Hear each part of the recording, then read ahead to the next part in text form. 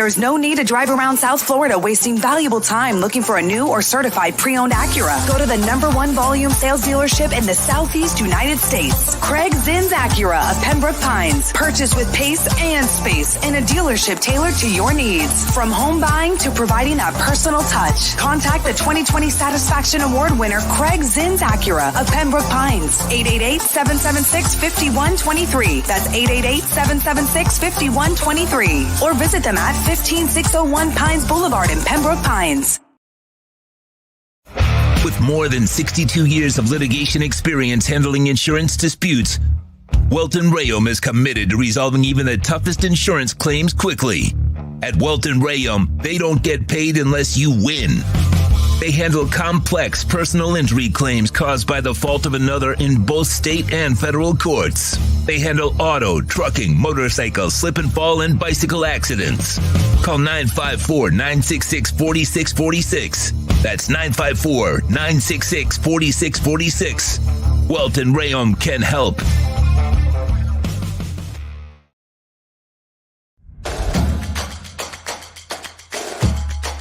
Welcome to Caneswear. New store, new items, same great experience. Family owned and operated since 2010, Caneswear has the latest merchandise from the Miami Hurricanes, Miami Dolphins, Florida Panthers, Inter Miami CF, and more. Come visit us at our store in Davie on University Drive, just south of 595, or online at caneswear.com. Caneswear, the spot Miami fans shop.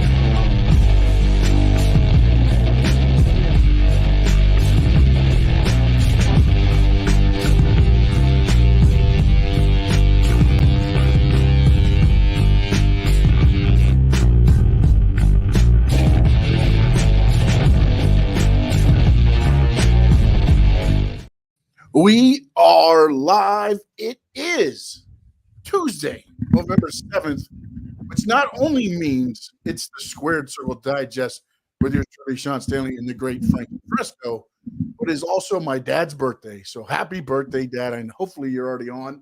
Hopefully I didn't do that too early and I missed him and he's not on, but a happy birthday to him as well. Not the first time I've told him today, by the way. Just let it be out there. I text him very early in the morning. So happy birthday, Frankie. How we doing, sir? What's going on, Sean? Happy birthday to your dad, man. Awesome. That's awesome. Happy birthday. You should have told me. I would have done something special for your dad too. No, man. No, dude. By the way, this guy. Get a package today. I'm like, what the heck did I order? And the great man there, Frankie Frezko. A beautiful Tyreek Hill framed picture. My goodness, my man. Thank you so much. I appreciate it. Yeah, man. No problem. I was thinking about you on your birthday.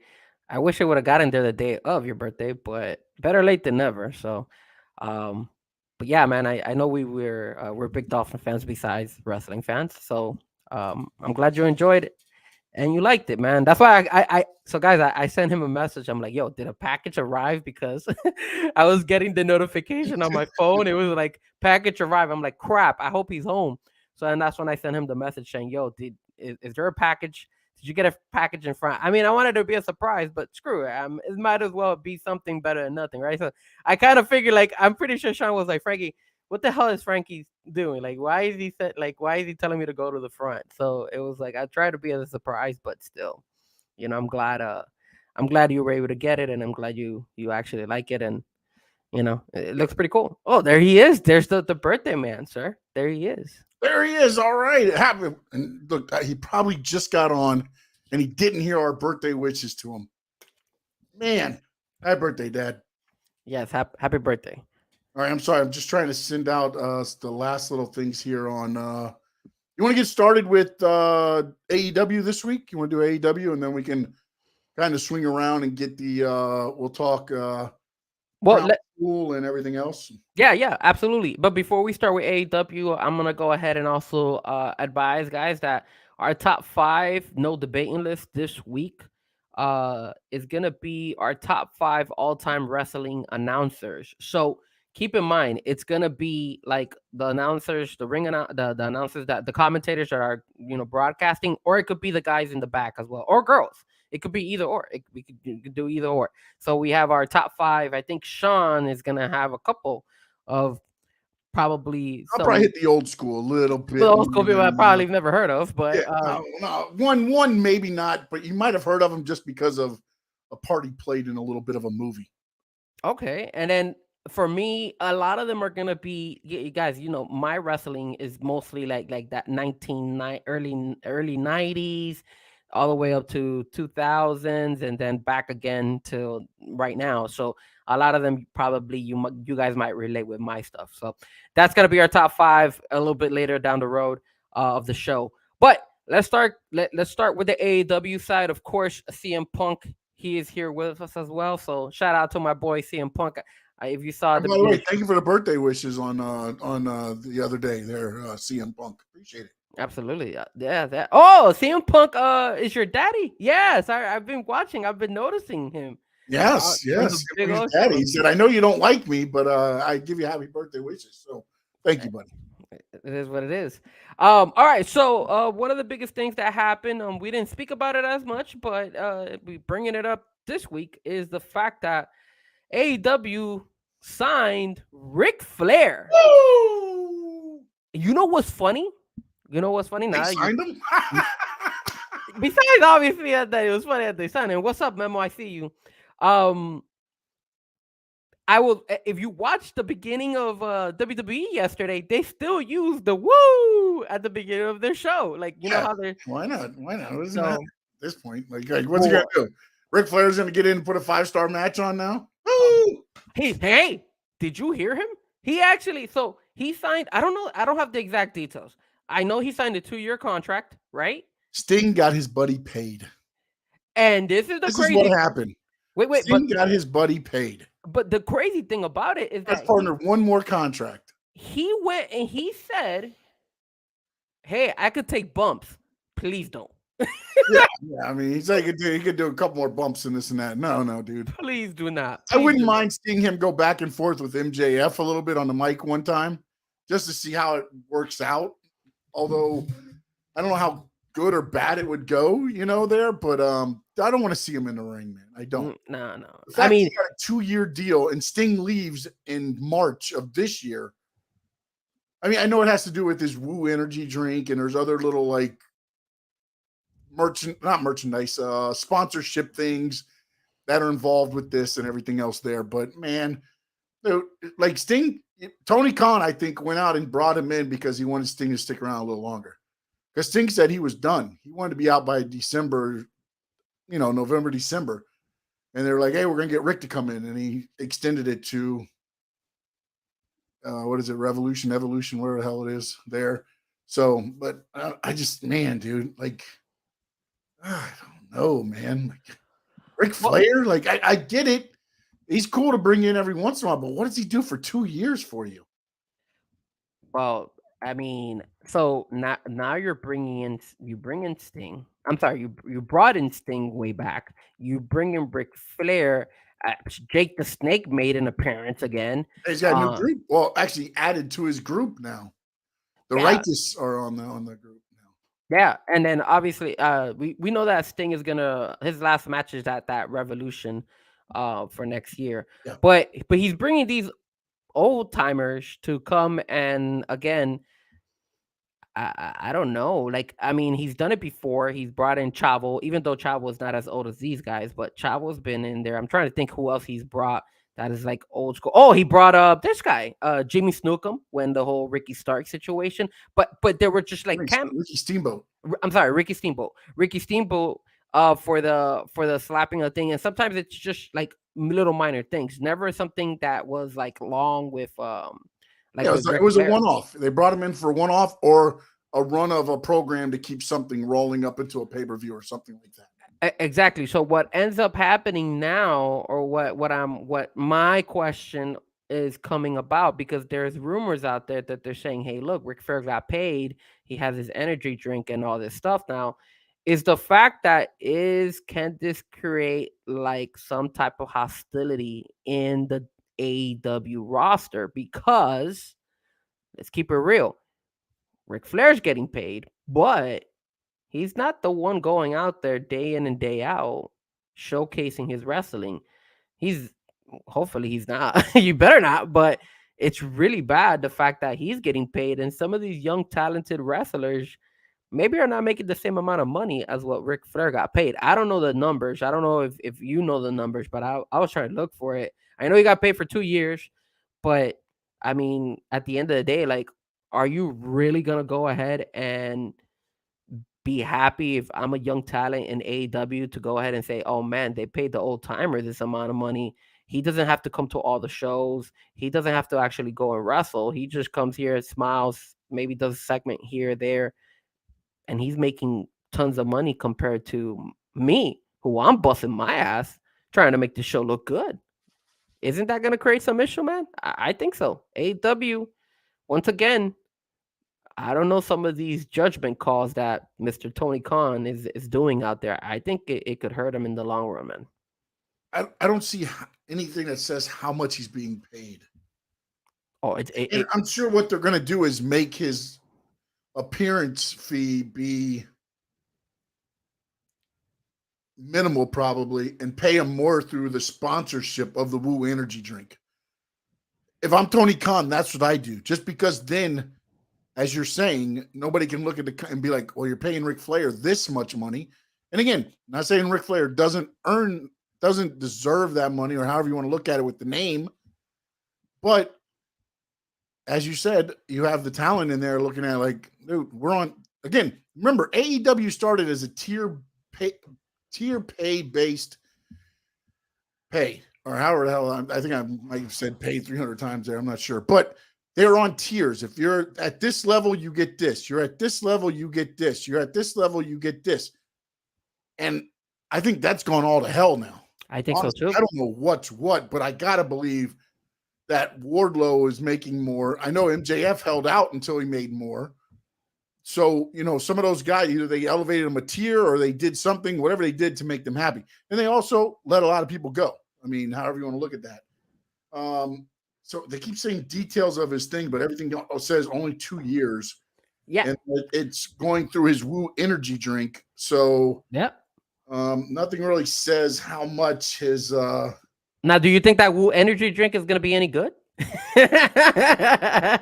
It's going to be like the same stuff like everything else. You're paying for the Ric Flair to show up thing. But again, this is where I think sometimes it's like, it's cool to see them every once in a while. But AEW is not Ric Flair.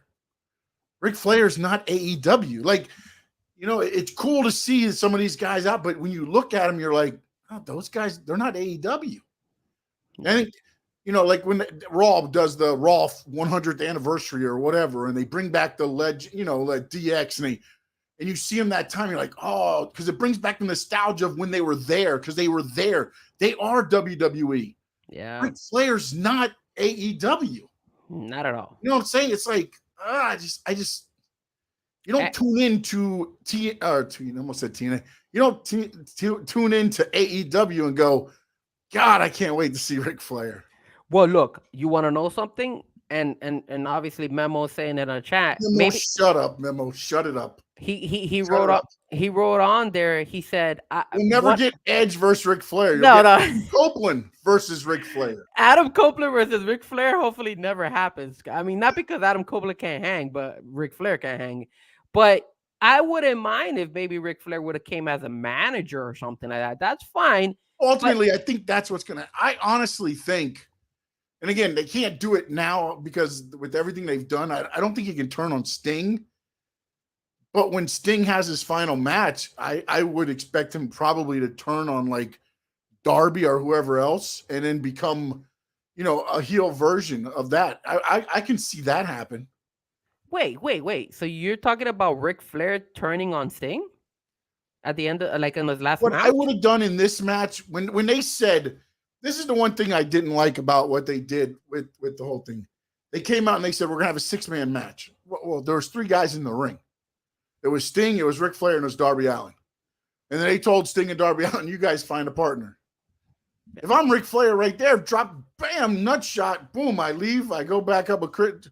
Go back to what made money. Sting versus Ric Flair. That's I would have done it right there if you're going to do it that way. No, But I just don't think the buildup is supposed to be Sting and Flair going through the thing. So I don't know if you do the turn now. Maybe you do it. Maybe the turn is costing Sting the match in his last match. And that's Ric Flair's final. I don't think it's a good idea to even have Sting and Ric Flair do like a turn on Sting. I think that's messed up. I think Sting should just. They have done this. They have done this over and over. Sting became a member of the Horsemen. Then he won a battle royal, and they said, "You drop your fight with Ric Flair, or you're out of the Horsemen." They attacked him. Then Sting came out to save Flair. They teamed up again just to get to another match, so they attacked Sting. Then Sting does the same thing, and the Black Scorpion comes back. And the Black Scorpion is, guess who? Ric Flair with a haircut. Yes, but that was when all they've done. Yeah, but that was when teams with them, they turn on them. Sting teams with them, they turn on. Yes, but they turn on. But that was when Ric Flair can hang, when he could wrestle. He can't wrestle, man. How are you gonna have him turn? Like, what is he gonna do? Wrestle him? No. Like, I'm sorry. No, but he can go get Ricky Starks and Big Bill to be his team to take on Sting and Darby Allin. Okay, I wouldn't mind him turning on maybe on Darby Allin. Turn on Sting and challenge him to a match. No, I'm saying turn on Sting and have an alliance with somebody. I'm not. No way do I want to see Ric Flair wrestle again. Yes, but this is the issue. The fight to make for the last fight for Sting's career, it should be Darby Allin versus Sting. So I guess the only way you could. No. What are you talking about? Unless they do something in the next couple of weeks to jar that, there's no. That's the right fight to make. No, it's not. Man. Are you kidding me? Of course it is. Sting and Darby. You're passing the torch, bro. And they're already passed the torch to Darby when he came out and he said, when he did his whole little Joker thing with MJF. He was passing the torch. He's passed the torch to Darby so many times since he's teamed with Darby. Like Darby doesn't have to beat him. Like, this is the part where Sting could go out as a winner, teaming with Darby, knowing it's his last match, and it's done. There's nothing that needs to be, Darby versus Sting. Like, this isn't like, you know what? I'm contemplating retirement. If you beat me, I'm going to retire. No. Darby gets nothing out of beating Sting except unless they're going to turn him heel. If they turn Darby Allin heel, then go out there and beat Sting and send them off. So then if you feel that way, right? Then Sheamus versus Edge on SmackDown was a waste of time as well. That you didn't agree with that either.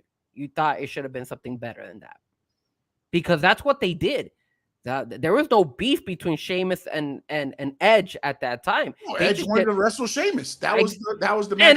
And that's exactly what I think should do. Edge would be like, okay, I want to wrestle Darby. That's it. For what though? What was the reason of Edge versus Sheamus? It was just Sheamus hasn't been back on TV since that match. Yeah, I don't know why he hasn't been back. Exactly my point. I don't know why he hasn't been back. He should be back. I don't know why he hasn't. That's a good point. But I don't understand. It doesn't mean he's a bad guy. Sheamus only came back to wrestle Edge that night. He was not gonna wrestle. He came back to fight him that night. Yeah, but Sheamus is because Edge requested him to come back to be his opponent. Yeah, because he didn't want to fight anybody else because he knew that was probably his last match and he wouldn't be able to fight Sheamus again. I understand that, and they allowed Edge to pick who he wanted to wrestle against, and he picked Sheamus because he had never wrestled him. Yep. Okay, great. Did it hurt Sheamus? No, I don't know why he hasn't been on TV. He hasn't been back because he doesn't. Again, he's injured and everything else supposedly. Okay, so that's why he hasn't been back, because he's injured. No, but he was injured before he went to wrestle Edge. He wrestled hurt. That's why the match is the way it was. But it didn't hurt Sheamus at all.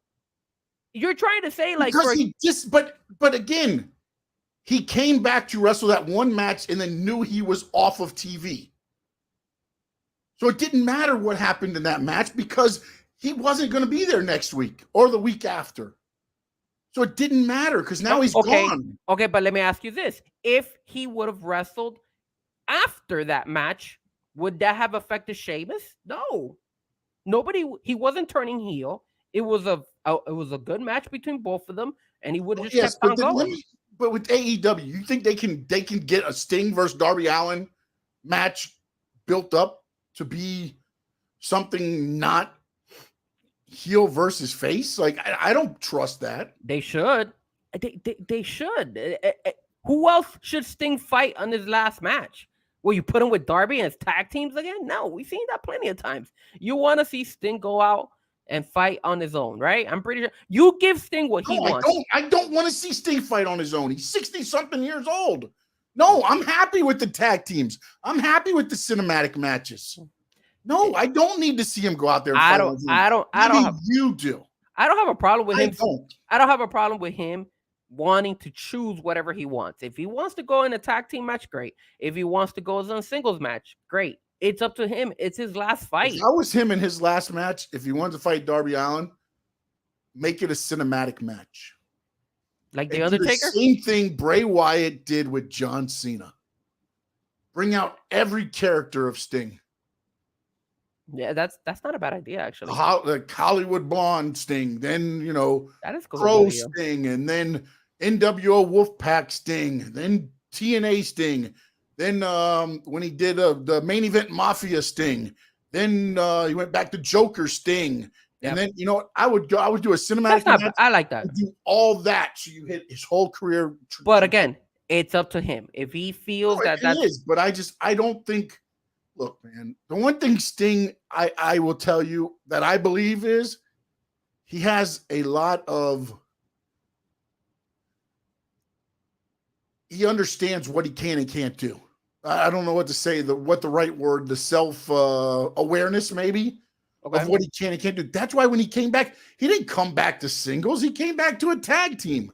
He got with Darby, and it's been that all the time because he understands where he's at. Which is why I don't think he'd even do a one-on-one because he wouldn't be able to give the fans Sting. He can't. Again, I don't know, man. I don't know. Maybe he can, maybe he can't. I don't know. I mean, the guy has gone. The guy has. You think Sting right now can go 20 minutes and give you Sting? I mean, I've seen Sting fly up and land on damn tables and stuff like that, and I didn't even think he could do that. Yes, because he's doing tag teams. He's not one-on-one.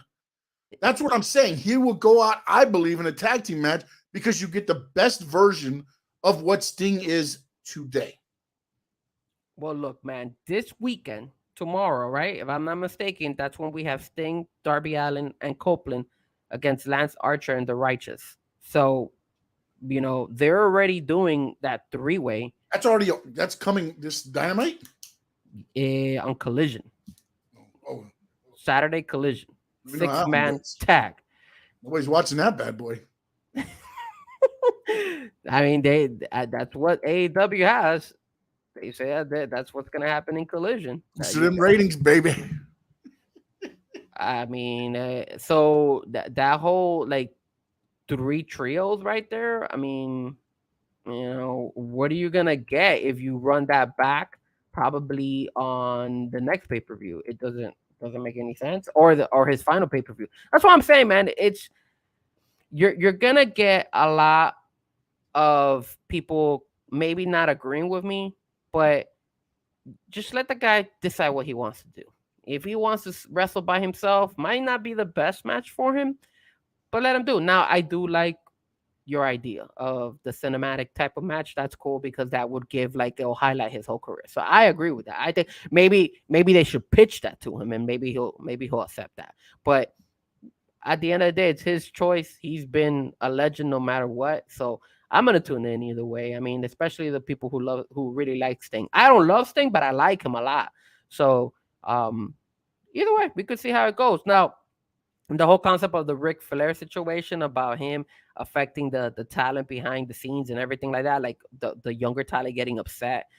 Like I said, I feel that might come more and more often if they keep doing this crap of It like just bringing depends these on old how. timers. It also too depends on how Flair is accepted behind the scenes and what he is behind the And his scenes. role too. Because Like, is he gonna input on the storytelling and stuff like that? Because we don't know. We don't know what it is. Because if it's only him and just the whole, what's gonna happen after Sting leaves, right? Like, you no, still that's got the whole thing. like a He's year and gonna a have to half. become a manager or whatever. I mean, I don't know what they do with them. I mean, I don't look, man. The one thing with Flair is, and he was in charge for a little bit of creative of WCW for a little bit, or the talent. And I mean, I don't know if that's his strong suit though. That's the problem. Yeah, that's a good point.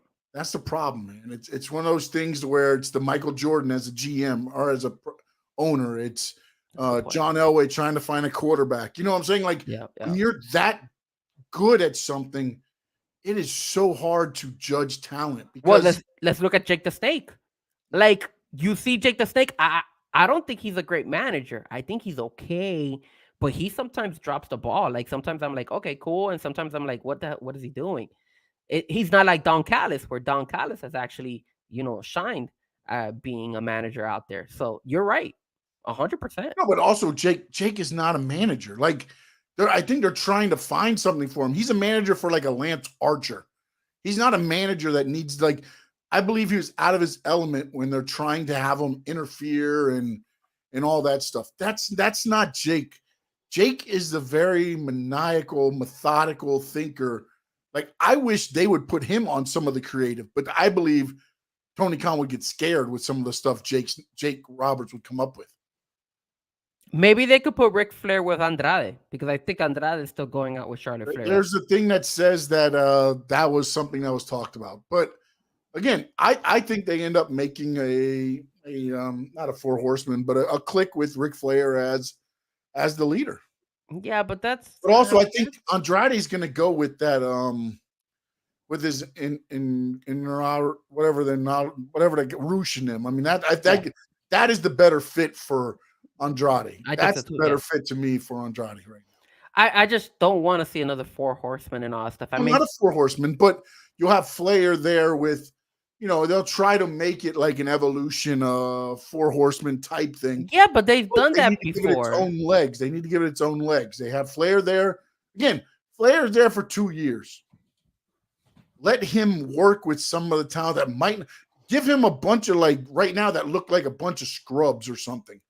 And then let him build them up so then when he leaves, they're ready to roll or something. I mean, I'm saying like give him some of just don't do the four horsemen, because he did that crap in TNA as well when he had those four guys and he was like, oh, it's gonna be that, which is one of the best. Oh no, he didn't call them the Horsemen. No, he called them the Revolution or Revolution was WWE.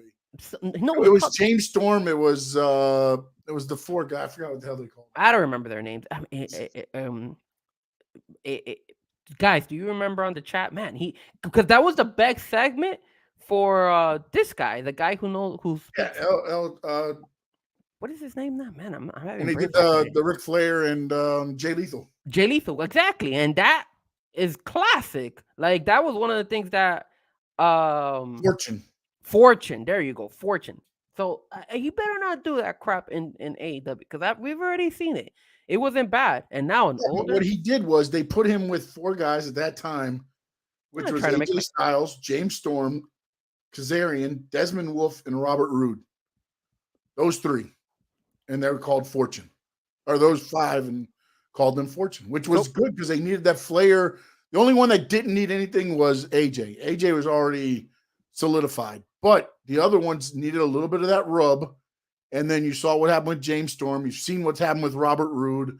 Kaz has had a great career. Desmond Wolfe got injured. And actually, I think Desmond Wolfe actually became – Desmond Wolfe was actually – was that what they called Nigel in – Yes. Desmond Wolfe was Nigel, right? In TNA? I believe. Yeah, he was. He was. Yes, he was. Desmond Wolfe was, right? Wasn't Yeah, that? yeah. I That was believe, Nigel I McGuinness. believe it was. Yeah, You yeah. know, It's and just the so difference is I think at that time, well, it's been a while since we well, the saw. problem is everybody thinks just because a team teams up with Ric Flair and then he gets them all dressed in tuxes that, oh, here comes another horseman.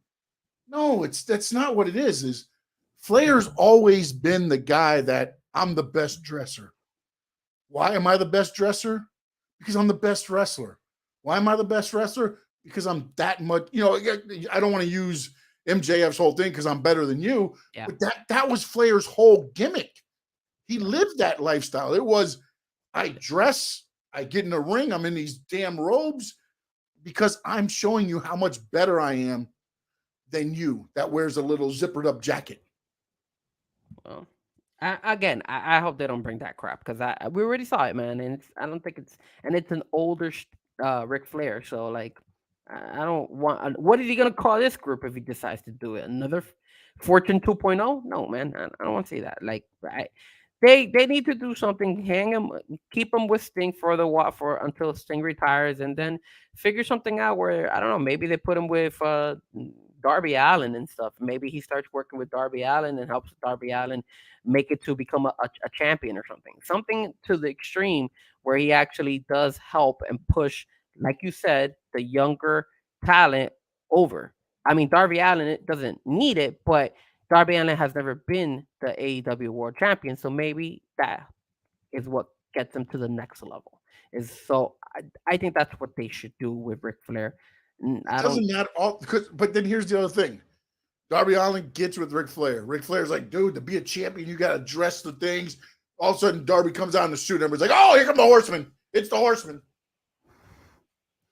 No matter what Flair does, no matter what Arn Anderson does, anytime they put a group with them, they're automatically going to be saying they're bringing back the Horseman. It always is going to happen. See, but look what they did with Arn Anderson when he was with Cody. He did a pretty good job, and it wasn't like he didn't have to do anything spectacular or anything related to the Four Horsemen. He was just representing Cody, and Cody would do his thing. Coach, but what happened once they brought him in with his son and Flying Brian and Pillman? What were they thinking? Oh, here comes the new Horseman with Anderson's son and Pillman. Now they're gonna get these guys together. Here come the Horsemen, because it's synonymous. Flair, Anderson, Horseman.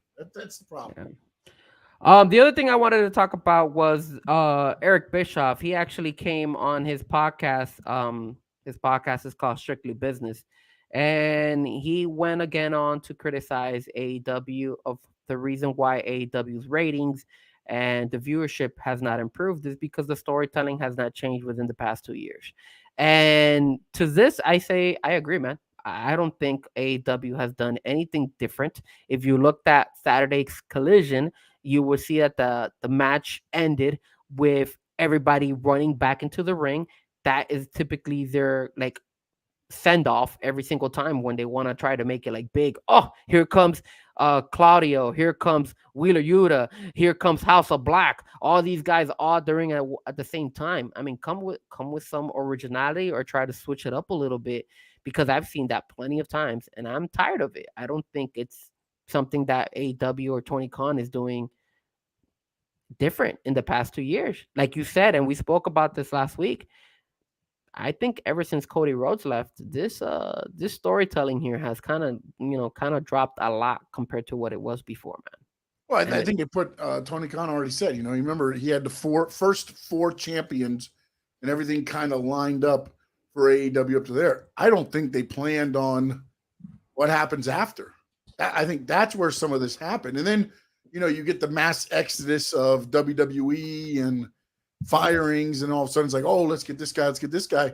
But then you have no plans for them. I mean, when you bring guys in, make them have look at what WWE did with the Creed brothers. Look, they're talking about bringing them up. I know they signed the contract and everything else like that, but what do? They bring them onto the roster. They win a few matches and at least establish themselves. As you told a little bit of a story, nothing crazy. I'm not saying AEW's got to have a path for the next 6 years, but like your only story this story is kind of getting out of control too, is the MJF Adam Cole one, which now you've got every person in AEW going after MJF, and then you don't know who the devil is because they keep dressing somebody different in the devil outfit because it was brought up. The first devil was brought up, and I don't know if you saw this, but it was a female body. Oh, I didn't know that. And then in the new the thing they did with the women wrestlers, right? Uh-huh. It's got Britt Baker. They did the red, something red. It's like a song. I don't know what it is. So forgive me. I'm not musically inclined, but something red. They're doing all this stuff, and there's Britt Baker with the devil horns in the video.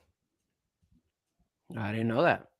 So again, might not mean anything. Again, people just pointing things out. But as you point more out, it's like this is a storyline. But now they're starting to convolute it because you got everybody in there. But like, man, I'm sorry, I don't want to get on a tangent. But here's the thing: this is what I would have done if I was AEW. When Max was looking for partners, Samoa Joe went to him and said, "I'll be your partner," right, or something like that. Like he wanted the title, but he'd be his partner to make sure he got to get the title. So why wouldn't he have done that instead of getting the Acclaimed out there? Which I get it. Max was doing the whole thing with MJF, and that you had a little bit there. But if you had those guys as his partners, excuse me, if MJF is losing anyways, what would you have to lose if they just left him out there and MJF lost that way? Instead, you had a full 8-man tag and MJF loses. So what did that do for other than just get the Acclaimed out there so you get the pop from the crowd? You did nothing for that story. I mean, you got some scissoring out there. That's all you got. That's what you got. You got scissoring, and that is it. And it's like, you could have done so much more with that storyline by just having 3 people that hated his guts team up with him to get him through that. And then even if you're going to have him lose anyways, then just have him leave him there. And not only that, but have him get his butt whooped the whole match and get beat and then soften him up even more for his 3 guys. You know what I'm saying? Like, it's just, there's little things that can be done that is storytelling that doesn't have to be 6 months long. Oh, and not only that, but then you had the Wardlow situation where he comes in the background and he's like putting him against the wall or whatever he was, against the gate, and like threatening him and all that stuff. So now, what is Wardlow coming at? Like, where is he coming from? Like, I don't know, man. It just doesn't seem right. And now they're making Wardlow a bad guy now. Is he a heel? No, he's going to be a bad guy, I believe, because MJF's the babyface now. Yeah. But his thing is, remember, his big moment was when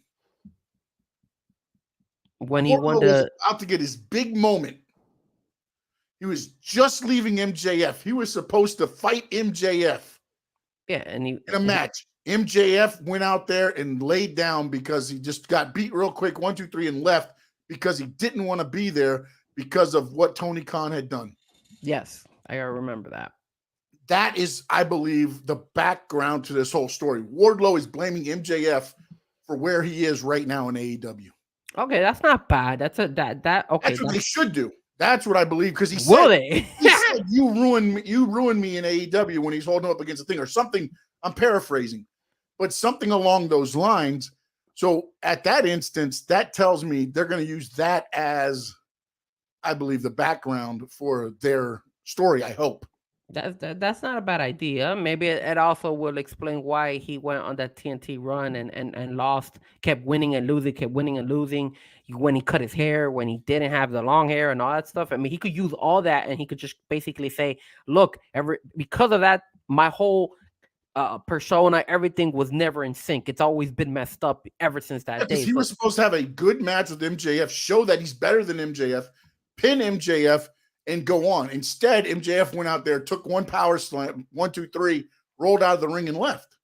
Yep. And MJF was just, and Wardlow was there like, okay, I want it, but it did nothing for him because of all the, bitching and moaning that MJF was doing. And then he left for so long that did it matter? Yeah. And then I did look it up right now. So it's on the Doja Cat promotional video where Britt Baker actually comes out and she's doing the devil horns. And it's during the time that Doja Cat is saying she's the devil. And then that's why they're relating it to Yeah. her being part of maybe the devil, which would make sense because But then again, she's also AEW's involved with the Adam it's Cole. already been I mean, like, Adam Cole. the worst kept secret that they were going to have different people in the devil costume too. So that way you never knew who 100% it was going to be. But now they've gone to more just the face shot, and then the devil leans in and then it goes to black. So Yeah. they're not even really showing the whole body anymore. So Correct. And then obviously the last thing I wanted to go ahead and do is give a shout out to Tony Schiavone. Happy birthday to Tony Schiavone. That is one of the reasons why we came up with the top 5 no debating list, because Tony Schiavone obviously is a commentator / announcer. He's one of the guys in AEW right now, and he's been in the business for a very, very long time. So with that being said, let's go ahead and transition to our top 5 no debating list, which in this particular week is going to be our top 5 announcers / I guess commentators. So we want to look at it. It could be the guys who call the wrestling or are in the back as well. So let me go ahead and share this. I think we're good. All right, cool. All right, now before we make our list, Sean, I do want to go ahead and give some honorable mentions. Do you have anybody in particular that you want to mention as well before I mention a couple? go ahead, you do yours first. I'll do mine next. All right, so I'll say this because I wrote them down because I remember some of these. So one of the ones that a couple that I wanted to mention. I wanted to mention Bobby the Brain Heenan. He is not in my list, and I know maybe some of you guys are gonna get mad at me because Bobby the Brain Heenan is not in my list. I like him, but I wasn't like deeply in love with this guy. This guy, like, I wasn't a big fan of his commentary. I'm being honest with you. It was okay, but not bad. So that's why I have him as one of my honorable mentions. Jesse the Bodyman Ventura was really good. I love his voice. For the new generation, Booker T. Booker T does a great job in NXT. I think he does. He shines. Vince McMahon is another one for me. I didn't have Vince on my list. I don't know if Sean has any of these. Again, when we do our top 5, we do not tell each other what our top 5 are. This is like just like you guys are watching and tuning in and trying to figure out if we made what our list is gonna be at. It's me and Sean don't mention who we have on our list. So our list vary drastically. And if it matches, it's basically because literally we're thinking the exact same thing, which is crazy sometimes. The other one I wanted to go ahead and say is Tony Schiavone, because I do not have Tony on my list. Sorry, Tony. He didn't cut it in my list. Michael Cole from WWE. He's pretty good. Jimmy Smith. I like Jimmy Smith when he was in WWE. Unfortunately, he didn't make my cut either. And then the last one I wanted to mention is I always mispronounce his name, Mauro Ranallo. Yeah, Mauro. Yep. Yeah. So I like Mauro because back in the day he used to be the commentator for the MMA show Elite when he was doing the MMA before he went to the wrestling. So those were a couple of my honorable mentions. That's why I liked him as well when he was. And saying that also goes with Jimmy Smith. I thought Jimmy Smith did a really good job to transition from the MMA world over to the wrestling world. What about you? Anybody else? Anybody you have that you probably didn't mention? Yeah, I mean Bobby Heenan, Gorilla Monsoon, Excalibur, Renee Paquette, Booker T. All the ones you kind of said there. Blake Chadwick, who is now actually he did CCW here. He was the ring announcer when I was wrestling and before that. And also Evan Nine. He was a local guy down here. Okay. He did a lot of my shows. So those are just some of the ones I have there. Jerry Lawler as well. Well, look, some of the ones on the chat. Memo is saying Jerry the King Lawler, Jim Ross, Taz. Taz, Michael Cole. Yeah, I mean. Yeah. Again, there's quite a few out there that could be honorable mentions or that could be on our list. So, I kind of did my list by like soundtrack of my story of wrestling. It's kind of how, honestly, I did mine. So, all right. Well, you know what? Let's start with. We started last week with my list first. and we went you. This time we're gonna go you first, and then I follow. So who do you have as your number 5? My number 5 is Lance Russell. He did Mid-South. If you listen and watch Jerry Lawler's wrestling, you've probably seen a lot of Did I spell that right? Lance Russell talking. Yeah. Okay. He passed away in 2017, no longer with us. But again, he's one of those guys that when you hear him, and he did a lot of these guys back in the old days did the show. It was Joey Styles. I mean, I guess you could relate it to Joey Styles and ECW.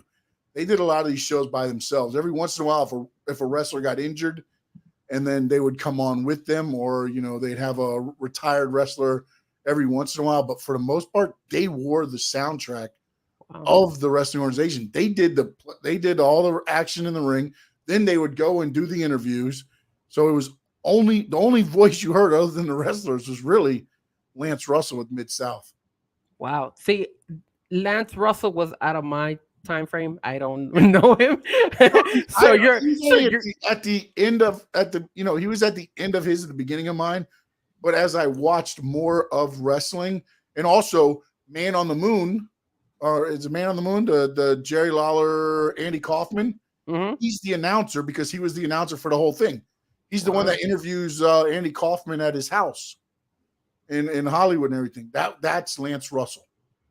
All right. My number 5, Memo mentioned him earlier, is Jerry the King Lawler. And again, our lists are gonna vary. This is my age, like my group. This is the people who I was watching as I came up. And Jerry the King Lawler was somebody who I really, really enjoyed. I loved his takes when you had all the women out there, and he'd be like, "Oh yeah, that woman's so hot" and stuff, or like Stacy Keibler and all those takes. I love that about Jerry King Lawler.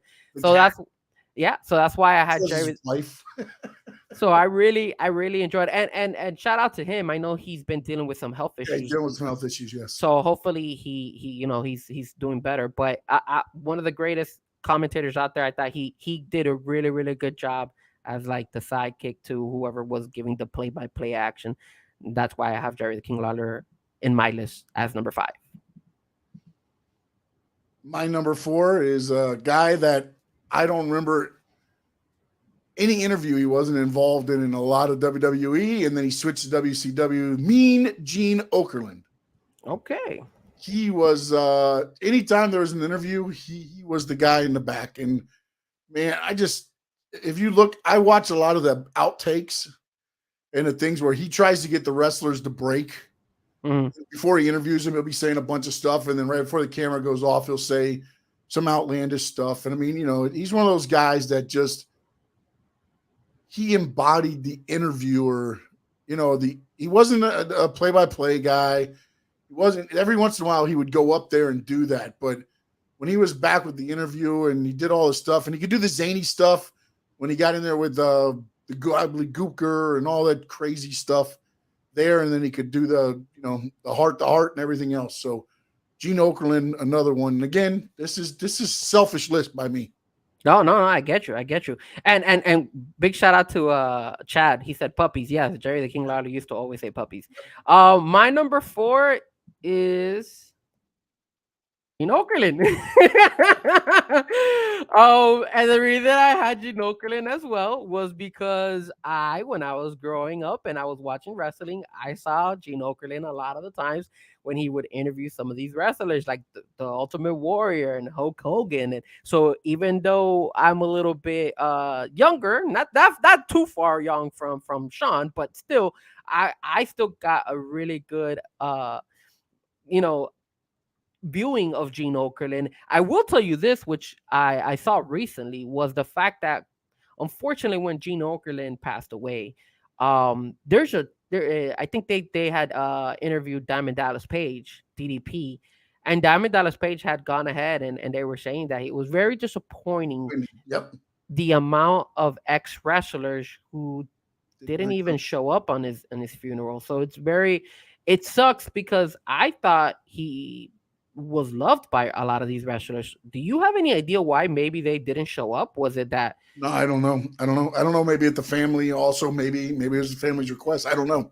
Yeah. So it was sometimes, guys get burned in the business, and they don't want, you know what, that was then. I don't want you to mess with the family now, type thing. I don't know. I don't know the whole story, and I won't even want to even. I was I It was sucks. I was shocked about that because I didn't know about that, and then I listened to the DDP interview, and yeah, he mentioned it out there saying that unfortunately not a lot of real like of the WWE wrestlers made it. So, but still, that does not shy away from what he brought to the wrestling world, one of the greatest of all time, and that's why I'm not surprised that you have him and I have him too. So, who do you have as your number 3, sir? Number 3 is the guy we wished happy birthday to, Tony Schiavone. Oh, Tony Schiavone. NWA, WCW times, him, and just he was the voice of that time frame. Once WCW, NWA really became WCW, it was him, and who was the other one? David Crockett, who was actually the son of the owner of the Federation, Jim Crockett, who did all of the TVs and everything you saw. You know, it was all Tony Schiavone was basically the voice of what you knew of WCW. He was the one that said, "Oh, over on the other channel, don't forget, Mankind's winning the heavyweight title. That'll put asses in the seats." At that point, that is the time when WWE took back over the ratings, and the Monday Night Wars never finished, or actually never picked back up. They were finished. Nice. My number 3 might be maybe your number 1. You might get upset at me, but again, this is just me picking the people who I feel are my top 5, and your top 5. And my number 3 is Gordon Solie. I think for a lot of people, he's number 1. I'm not gonna go ahead and deny it. I just wanted to switch it up a little bit because I do like Gordon Solie. He was amazing, but he wasn't my favorite. He wasn't my number 1. I feel that there was more out there than Gordon Solie, but Gordon Solie is one of the amazing announcers that they had. He used to say like stuff like he's in the danger zone and stuff like that. And then obviously when Sean signs off on the Squared Circle Digest, he always, goes ahead and gives a shout out to Gordon Solie with his going away catchphrase. So my number 3 is Gordon Solie. All right. My number 2 is good old JR. Okay. Jim Ross. I mean, if you don't know why, then please shut the show off. Jim Ross took over for, I guess it would have been Vince McMahon, because Vince McMahon was the announcer because nobody knew that he was the owner of the company for the longest time. Everybody was like, oh, it was taboo. Like, oh, Vince is the thing. And then he finally said, once he's the owner, then JR took over. And JR actually came from WCW because they didn't know what to do with him. So he went there. He showed up. It was WrestleMania 9. It was at Vegas because they were wearing the togas. And I remember because they tell the story about Bobby Heenan. He got on the camel the wrong way and he did all this stuff. Again, that's the stuff Bobby Heenan did. And also another person, real quick, in my JR story, the other person that I want to talk about is Joey Styles. That dude. ECW. He was not for me because he was all like loud and the things. The man did stuff by himself, bro. Dude, that guy was a beast. By himself, man. He was a beast. But to me, JR, and you see him today, again, he's not the JR of old days, but he does get those, every once in a while, he'll get those little nuggets in there. But those is what made him. And then also, again, Jerry Lawler and everybody else that worked alongside him. But to me, Jim Ross and Michael Cole learned from JR, so I mean, that's why you're where you are today. So good old JR is my number 2. My number 2 is Gorilla Monsoon. And the reason I pick Gorilla Monsoon, man, is because of his his catchphrase, pandemonium. Like I love that about him. And he was when I first started watching wrestling, he was the very first commentator I saw. That bright red jacket. Oh, I love it. He was so good. And I enjoyed his voice, the way his voice came across and everything. It just was really good, and obviously him side by side with so many others, including Vince McMahon. So it's like, man, it was just that's who I came up like when I first started watching wrestling. That's who I saw. So that's why I have Gorilla Monsoon up there on my list because for me he was a legend. It was the first type of announcer I started watching and I was used to. So I have Gorilla Monsoon as my number two. Quick fact, that's why the position to walk to the ring is called the gorilla position because of Gorilla Monsoon. And also, his son was a referee in WWE, Joey Morella. If you've never seen him, look him up. It's hilarious because he looks nothing like the big Gorilla Monsoon guy. So it's one of those things. My number one is, of course, the great Gordon Soley. I mean, that was the soundtrack of my childhood. My grandfather, my dad, championship wrestling from Florida. And then it became championship wrestling from Georgia and then some other things there. But those were the Dusty Rhodes versus Kevin Sullivan, One Man Gang, Ron Bass, Barry Windham. Then Barry Windham loses the loser leave town. He comes back as the Yellow Dog. Dusty loses, comes back as the Midnight Rider. You had just so much going on in that time. And he was the voice of that time. And to me, it was one of the better times in wrestling. I like the territories, but it is what it is. But that will never change. Gorilla Monsoon is my number one. And that's not ever going to change. You mean Gordon Soley? What'd I say? Gorilla Monsoon. I'm reading your list, girl. Gordon Soley, man. You got me. Man, look at how red I turned. Wow. Gordon Soley. Like Gordon Soley is my number one. Not Gorilla Monsoon. I'll cut that out of the video afterwards. And by the way, also Pat McAfee, which Chad thrown in there. I did enjoy him, but more for just the pissing off of Corey Graves. But before you go to your number one, did you hear what Corey Graves said about Pat McAfee? No, what did he say? He said when he came in, he was pissed off. He was professionally pissed off because he felt he had been doing SmackDown and Raw, and now you took him off the number one show to put on a guy that, he said nothing against Pat. It just, to me, I felt like I had deserved it. And then he said he had to sit down and talk to, Michael Cole and some other things. And he said he's glad how everything worked out, but he was upset that was not his position. Nice. I didn't know that. I do like Pat McAfee. I feel though I prefer Pat McAfee in the sports world. Like I like the Pat McAfee show and all that stuff. I like the fact that they didn't bottle him up. They let him be Pat McAfee on the show, and Michael Cole worked well with it. Yeah. I mean, like Shinsuke's music hits with Rick Boogs, and he's on the table dancing, and I mean, come on, can't beat that. That's cool. I do want to go ahead and give a shout out to another announcer out there that we didn't show any love to the women, so I apologize for that. I said Renee Paquette. But that's who I was gonna mention too. I think Renee Paquette is doing a phenomenal job in AEW. And sucks she's got to do it in front of so little people. Yeah. The first time she's done interviews in front of people with less than 1 million views. Okay, we're not gonna go there. I'm not Tony Khan, so don't take it on me. My number one is, come on, man, it has to be for me. It's Jim Ross, man. The good old JR, man. And besides Gorilla Monsoon, JR has been the other one that honestly I've grown up all my life watching and seeing.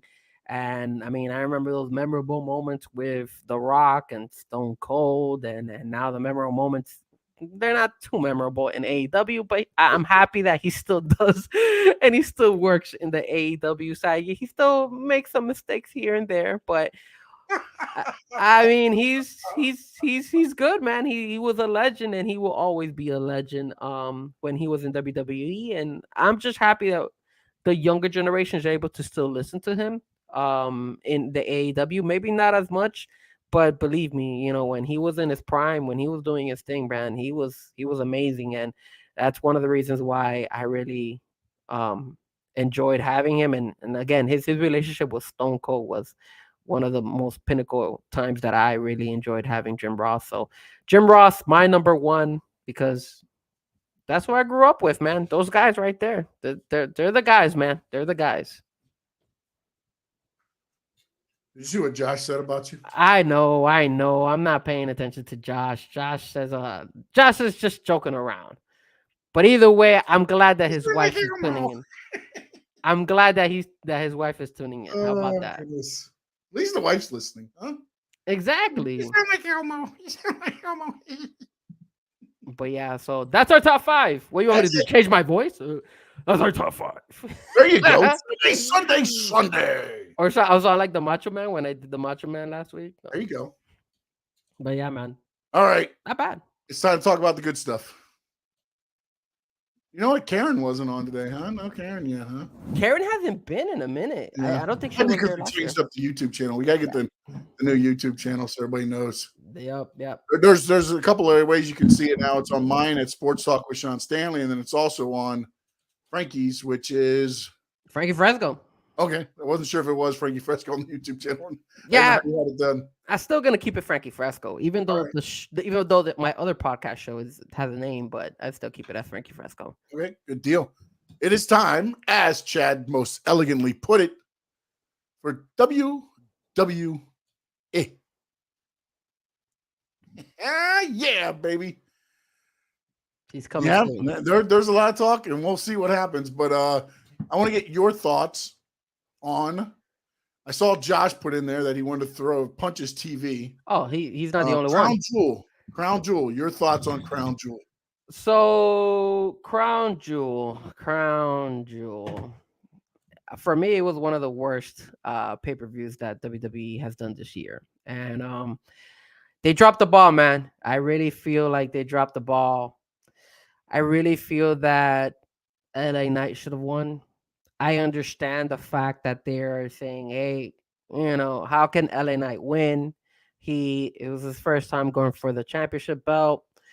If LA Knight wins, is he better than Cody? Why Cody didn't win it in WrestleMania? But let's just keep it real, man. I like Roman Reigns, but we're not going to see Roman Reigns again until Royal Rumble. And number 2, the guy never defends his belt. Not to knock him. I love Roman Reigns. I was praising him when he came back for the whole SmackDown and they did everything. And the way they were selling this LA Knight Roman Reigns was great, man. But dude, just switch it up a little bit, man. I thought they dropped the ball on that. I didn't think it was the right decision. Then you have the whole Seth. Wait, why didn't you think it wasn't the right decision? Because you want to go ahead and what is this bloodline? This bloodline storyline is getting tiring. I'm done with the bloodline. I don't need that. We don't need that. Maybe Solo and Jimmy still need it for it. The only thing for the bloodline is the fact that it's Solo and Jimmy. There's no more really. They keep saying the bloodline because they're the bloodline because they're all family. So, I mean, they're called the bloodline for that reason. It's not like I don't think. There might be another chapter to it here in a little bit, from what I'm understanding. There's a lot of talk about a couple of people that might be joining. So we'll see if that actually happens and then where they end up going there. But, like, this is the same thing as where, like, everybody gets mad because Roman doesn't keep the title. But once you take the title off Roman, you can't put the title back on him. No, what happens? What happens if you put the title on LA Knight and it's not the same? Oh, it's definitely the same. And the reason I say it's I'm gonna tell you right now. Tell me, let me hear you.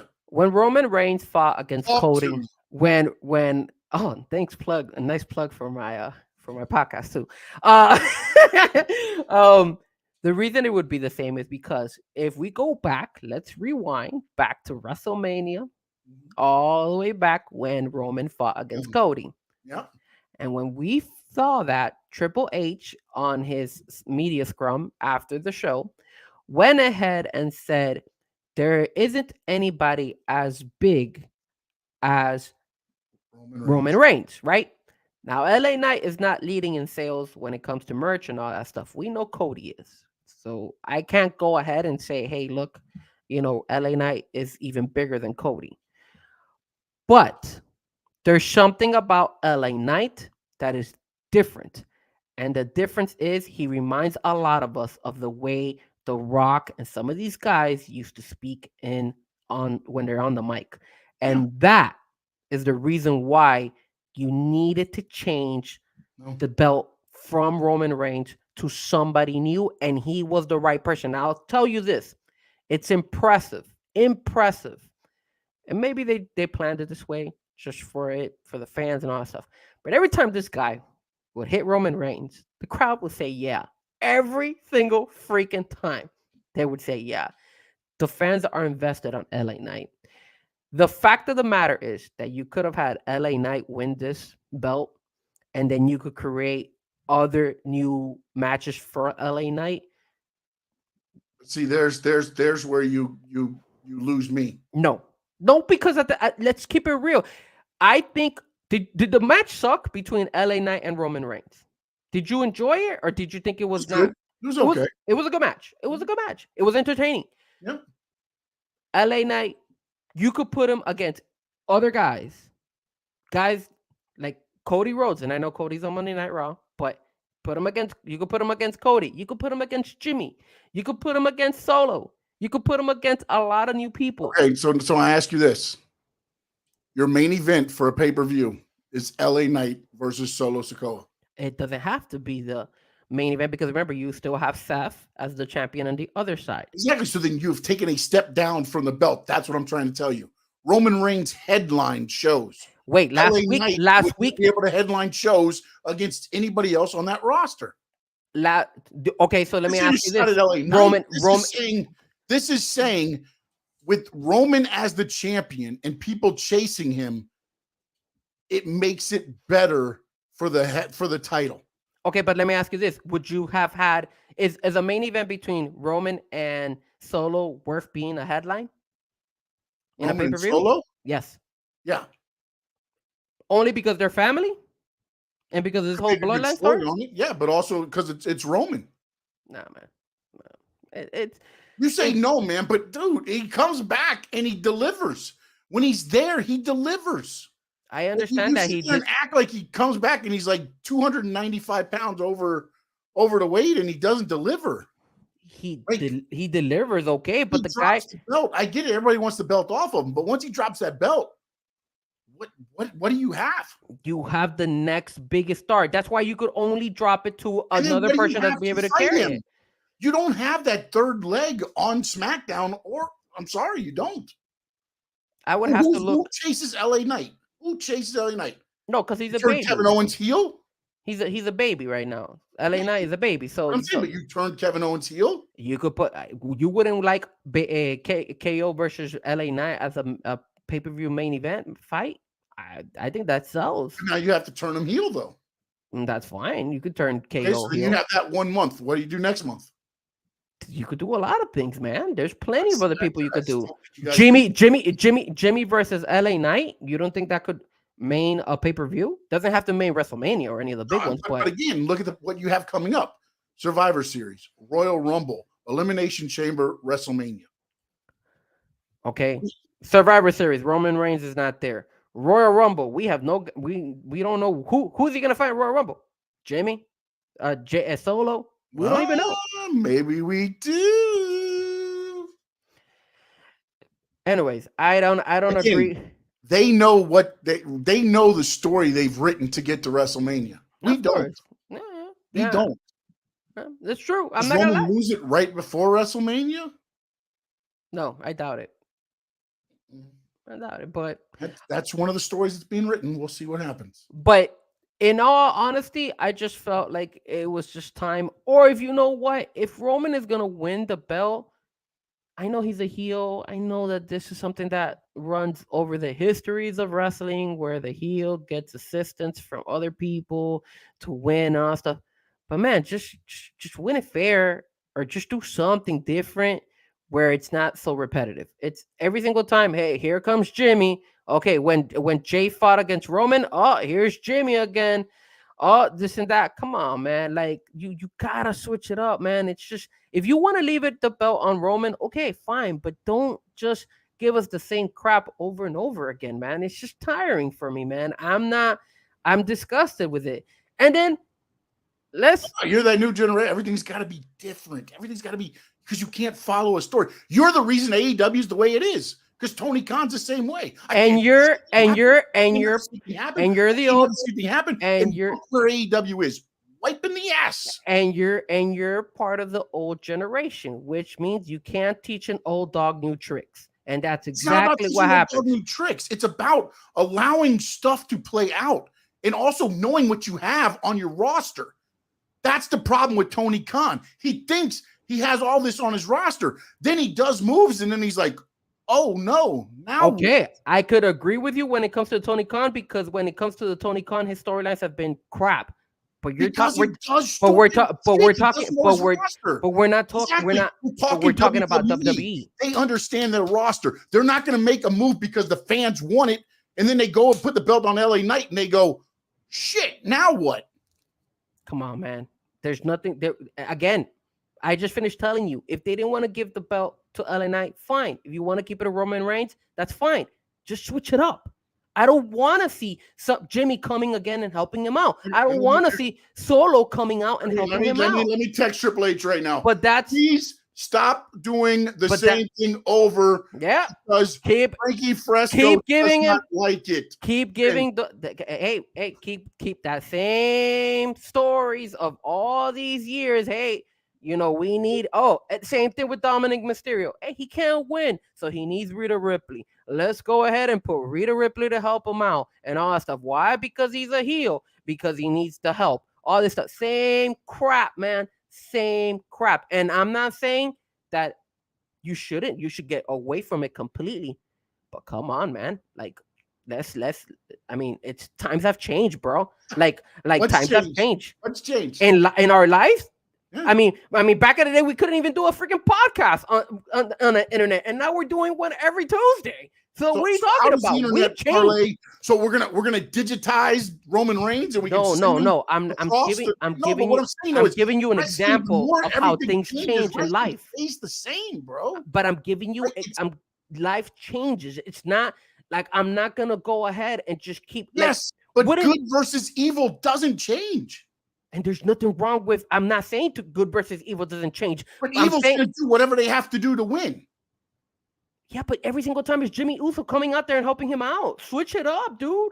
Do something. If you want Roman to still be the champion, okay. They switch it up by having Roman spear him through the barricade, then drag him back into the ring, then hit him with. I mean, it's not just Jimmy. Same old. It is the same old. Jimmy came out there, saved him.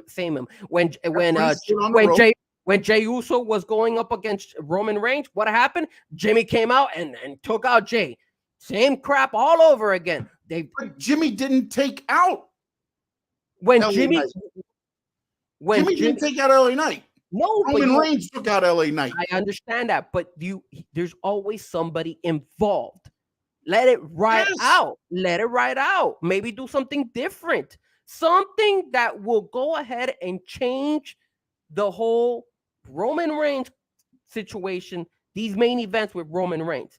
I give props to the Roman Reigns versus the Brock Lesnar. Remember the Brock Lesnar when they had that huge, brawl with everything where they brought the crane and they flipped the ring and all that stuff. And yeah, people still showed up. People did what they had to do, but it was different. It was certain things that you did not see in those main events of Roman Reigns. In the last couple Roman Reigns main events, it's always been the same crap. Hey, here comes Jimmy Uso. Hey, here comes Solo Sikoa. Hey, here comes Jey Uso when he was part of it. Always somebody getting involved because he's part of the bloodline and they need to help him out and all that stuff. Maybe they don't completely knock the guy out or completely hurt him, but it helps him. That way he could win the belt or retain the belt. The evil part of it. They distract them, and then it turns into and it gets the pin. It's tiring, man. It's tiring. For me, it's tiring. For the old dog, that's how wrestling is. And that's fine. I mean, some people are going to like it. Some people are not. But, I mean, that's just my honesty when it came up to the main event. Let's talk a little bit about the fact that John Cena loses to Solo Sikoa. They keep naming John Cena the greatest of all time, and then you put Solo to beat him. Like how does that make any freaking sense? Because this is going to be. Can I tell you something? This is they've laid the groundwork for this. Cena's going to come out and have a pity party. All this. The music's going to hit. It's going to be Solo. Da da da da da. Cena's going to be poor me. I think it's time for you to hang it up. If they're smart, they do it. Maybe, I don't know if they can do it one more time because there's only like 3 or 4 pay-per-views left. But I think what's going to happen is, and hear me out on this, Cena's going to get beat by Solo Sikoa all the way up till Royal Rumble. And in Royal Rumble, I believe John Cena wins the Royal Rumble. Then he goes after Roman. Roman laughs about it. Cena wins it.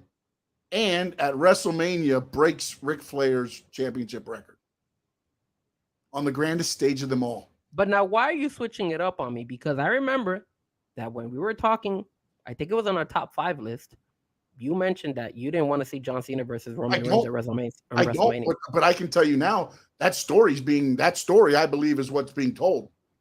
Because the way they had Cena lose that, and then at the end, and everybody chanting, "Thank you, Cena," and then they show the announcers, and everybody's on their feet clapping like it's over, and he had his head down, and he's walking out. One of 2 things. Either he's really done, or they build it up like he's all the way down, all the way down, all the way down. Roman looks at it as an easy match, and then he gets the pin. He gets the victory, and he wins. And it's Super Cena. I mean, it could be because remember, and they beat Cena's Flair's record. Yeah, but then Cena won't win in WrestleMania because Jimmy or Solo will get involved, because that's what happens when somebody fights Roman Reigns. But right? Again, they could get involved and something happened. Yeah, and Roman will retain the belt again because that's the storyline. We gotta keep Cena's not gonna make it. You are such a 5-year-old sometimes when it comes to this stuff. Not a 5-year-old. I'm different than you because a lot of people want to hear the same. One time, Jimmy can't slip up and accidentally kick Roman or accidentally kick Solo and then get thrown through a table and then they change it on you one time. They don't need to do it every time because every time you think they're coming out there, Roman's going to win. What happened to that one time when they switch it up?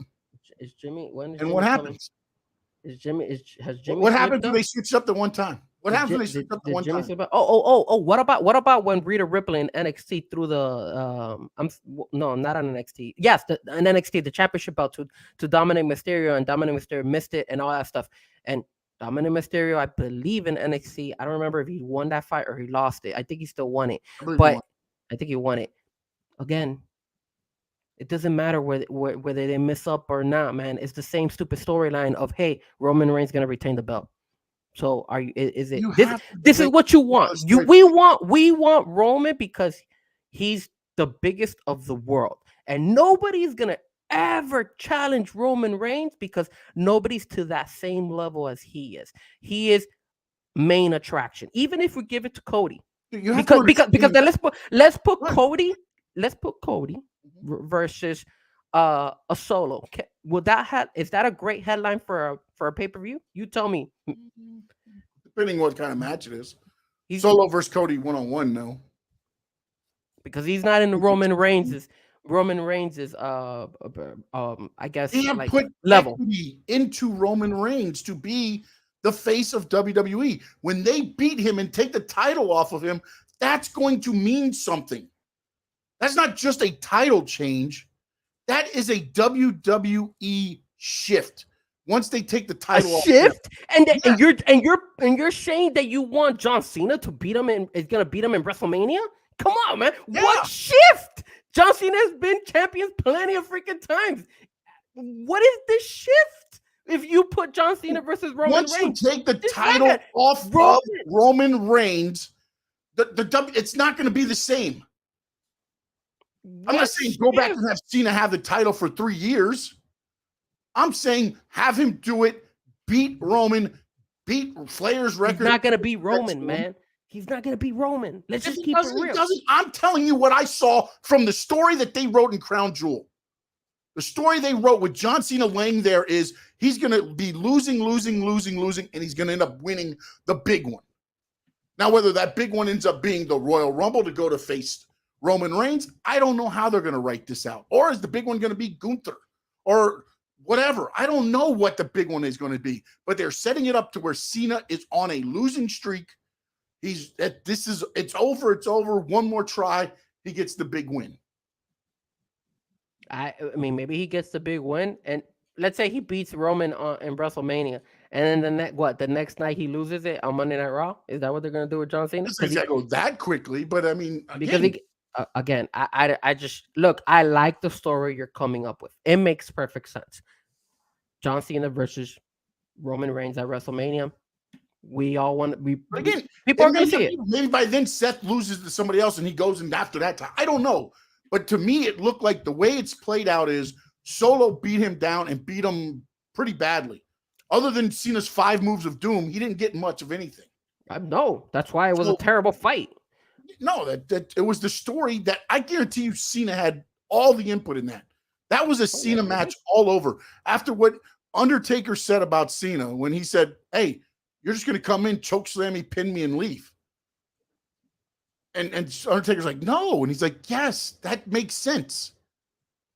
Am I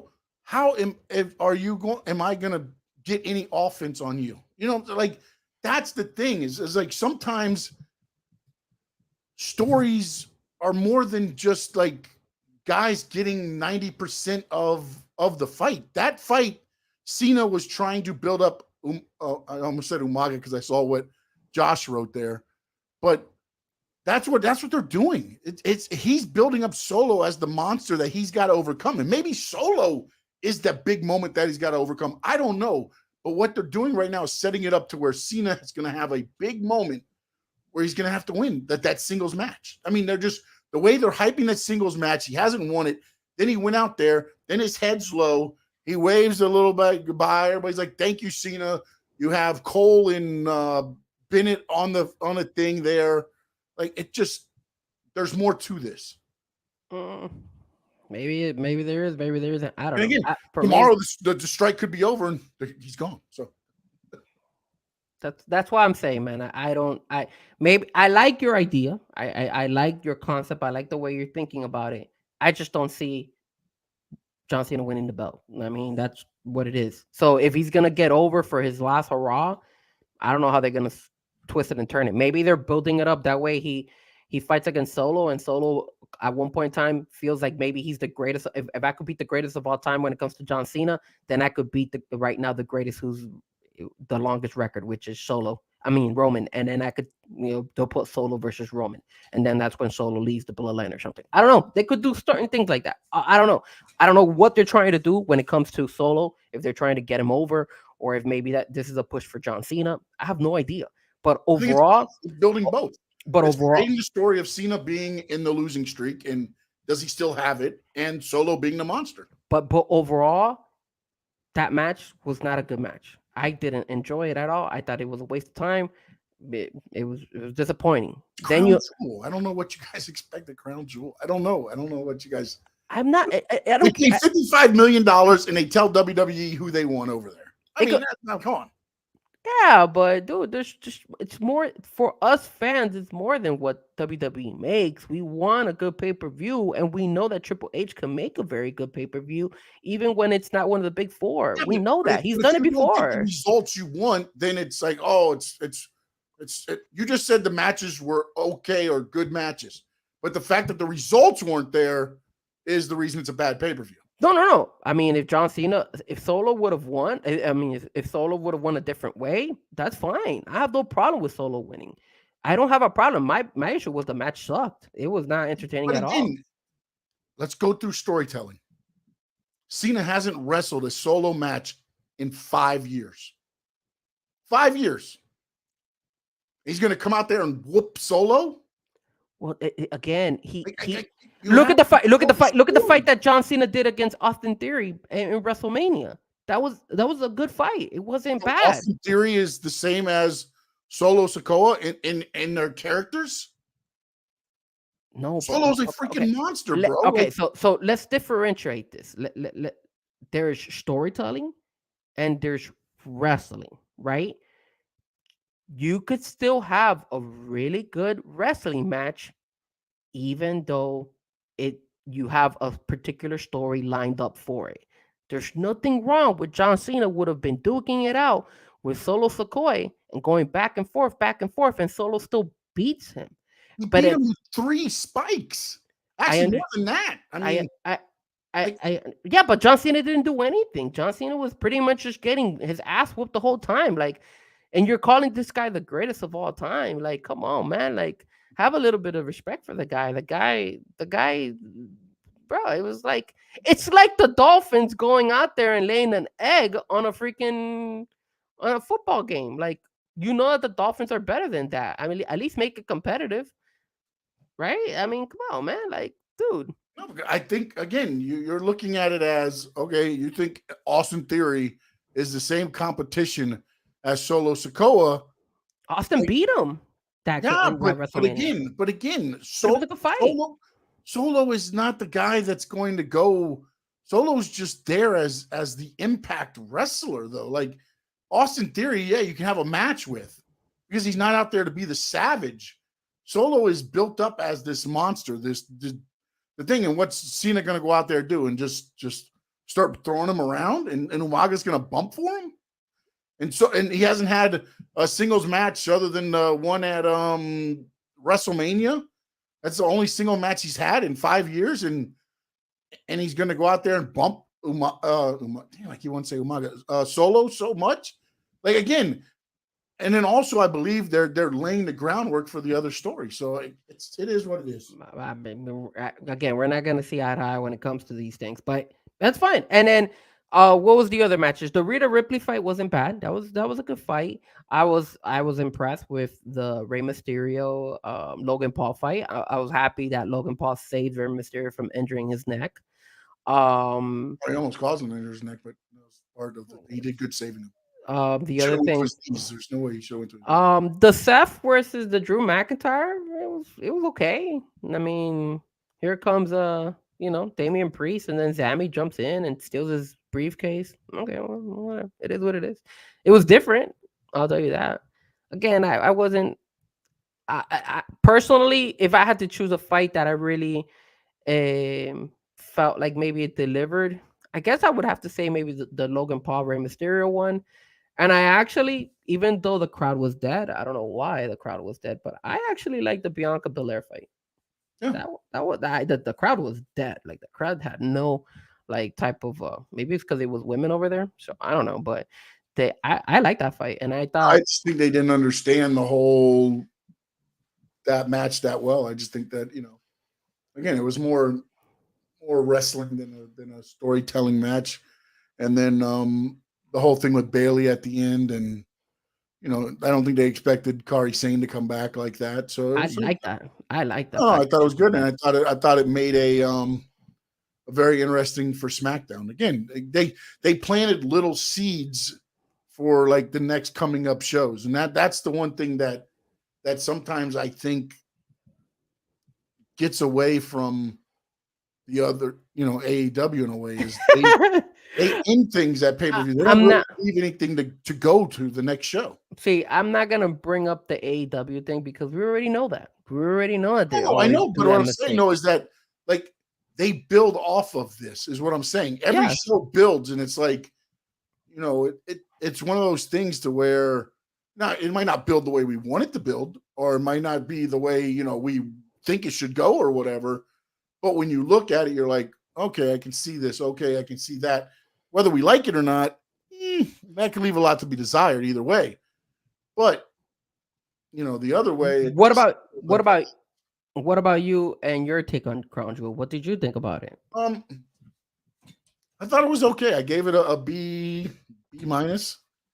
I mean, I thought I enjoyed the way that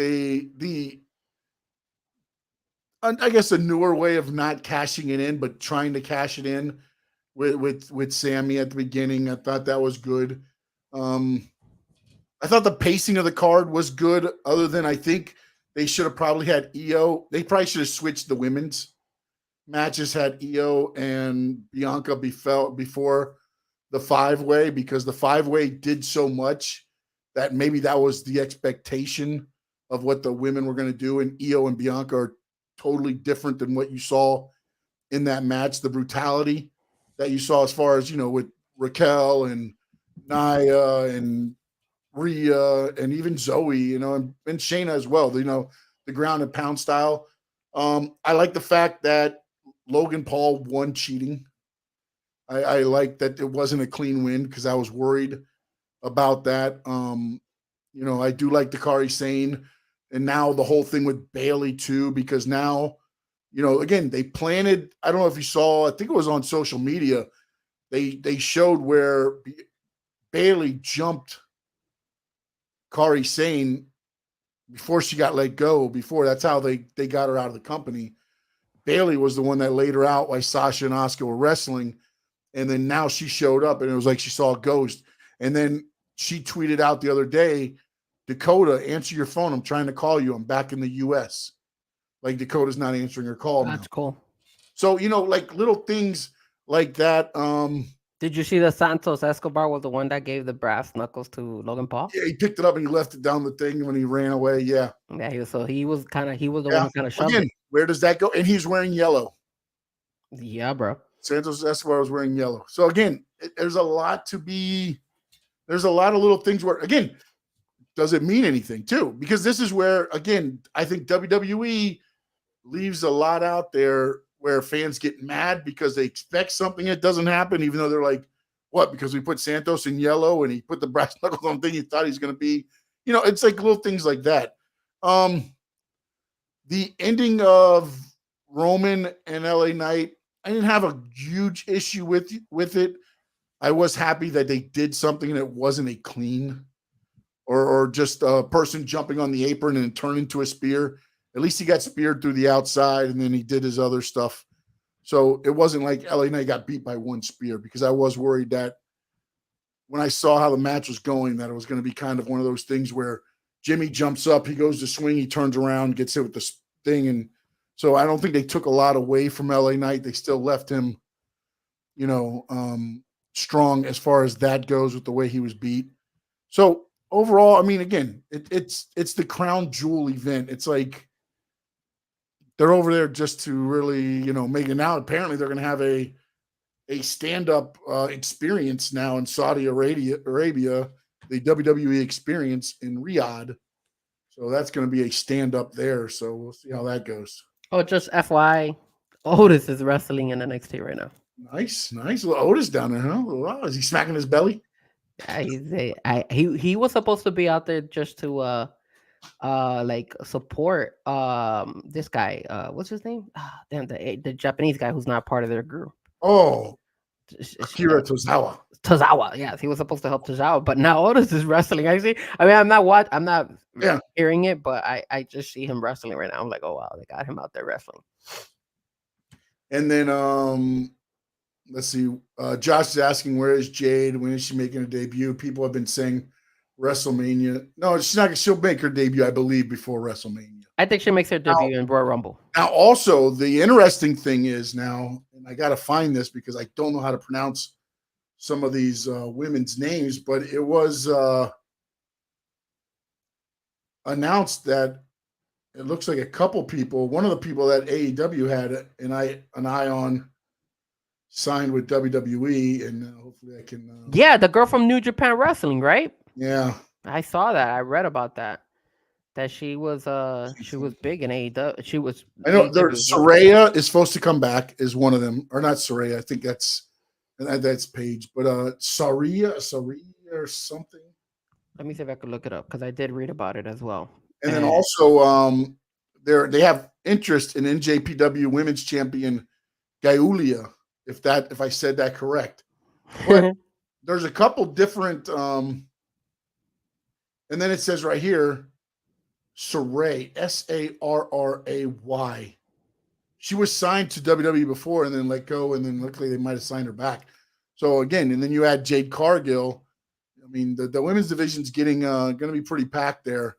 And again, where the women go, I don't know, but it's going to be interesting to see what actually happens there. And then also on Raw, War Games has taken shape. It'll be the Judgment Day with JD McDonough. However you want to, I don't know if he's Judgment Day or he's just with whatever, however it is, he's with the group, and they're going to take on Jay, Cody, Sammy, and Seth Rollins. So no title defense apparently at Survivor Series because Roman's supposed to not be there and Seth's in the War Games match. So there will be no world title unless something changes. Gunther. Gunther will be there for the Intercontinental title against The Miz, but I mean, I'm talking world title. Yeah, like the main one. Yeah. Or Roman. Neither one will be defending their titles. And then also Rhea will take on Zoe Stark, who won a Battle Royal. And then, of course, we'll get the SmackDown side this week, and then we'll try to figure out the Raw and SmackDown. I don't know what's going to happen there. Oh, so let me ask you this. Now that we know what's going to happen with the War Games in Survivor Series, the 4 guys in the War Games is Cody, Sammy, KO? No, KO? Jay and Seth. Jay and Seth. What about LA Knight? Is LA Knight gonna be in Survivor Series? This is where I think I'm trying to look now and look at Raw and say, okay, who does Raw have left? Because if you do a SmackDown team is what? LA Knight. You got to throw Jimmy and Solo on there, I'm guessing. They're still in there. You got the whole Bloodline. You have that whole thing. That would be interesting to see. Oh, but maybe they could do that. Maybe they could put LA Knight versus Jimmy or something. Well, yeah, but then I think what you might end up having happen is they're going to have to team up for SmackDown versus Raw. And then what's going to happen is what normally happens on the SmackDown versus Raw. Somebody's going to turn on somebody and leave them laying there or something, you know what I'm saying, and help out the other side. I don't think they got to do another. I look at Raw and I go, what? I mean, unless it's the women. But I don't think they're going to. Why do the whole Adam Cole thing that you laid the egg on? Unless it didn't get, maybe they thought it would get more and they put out on social media. It didn't really do a lot. And they're like, you know what? Let's not even worry about it. That's what I was thinking, because I was telling you, like, they don't need to go that far and say, like, okay, let's do Raw. And what they might do is Raw versus SmackDown women's, because right now you've got Rhea versus Zoe, and then maybe you do EO versus somebody, and then you have all the other women, so you can find 5 women to throw a tag together or something there again. I like those Survivor Series matches.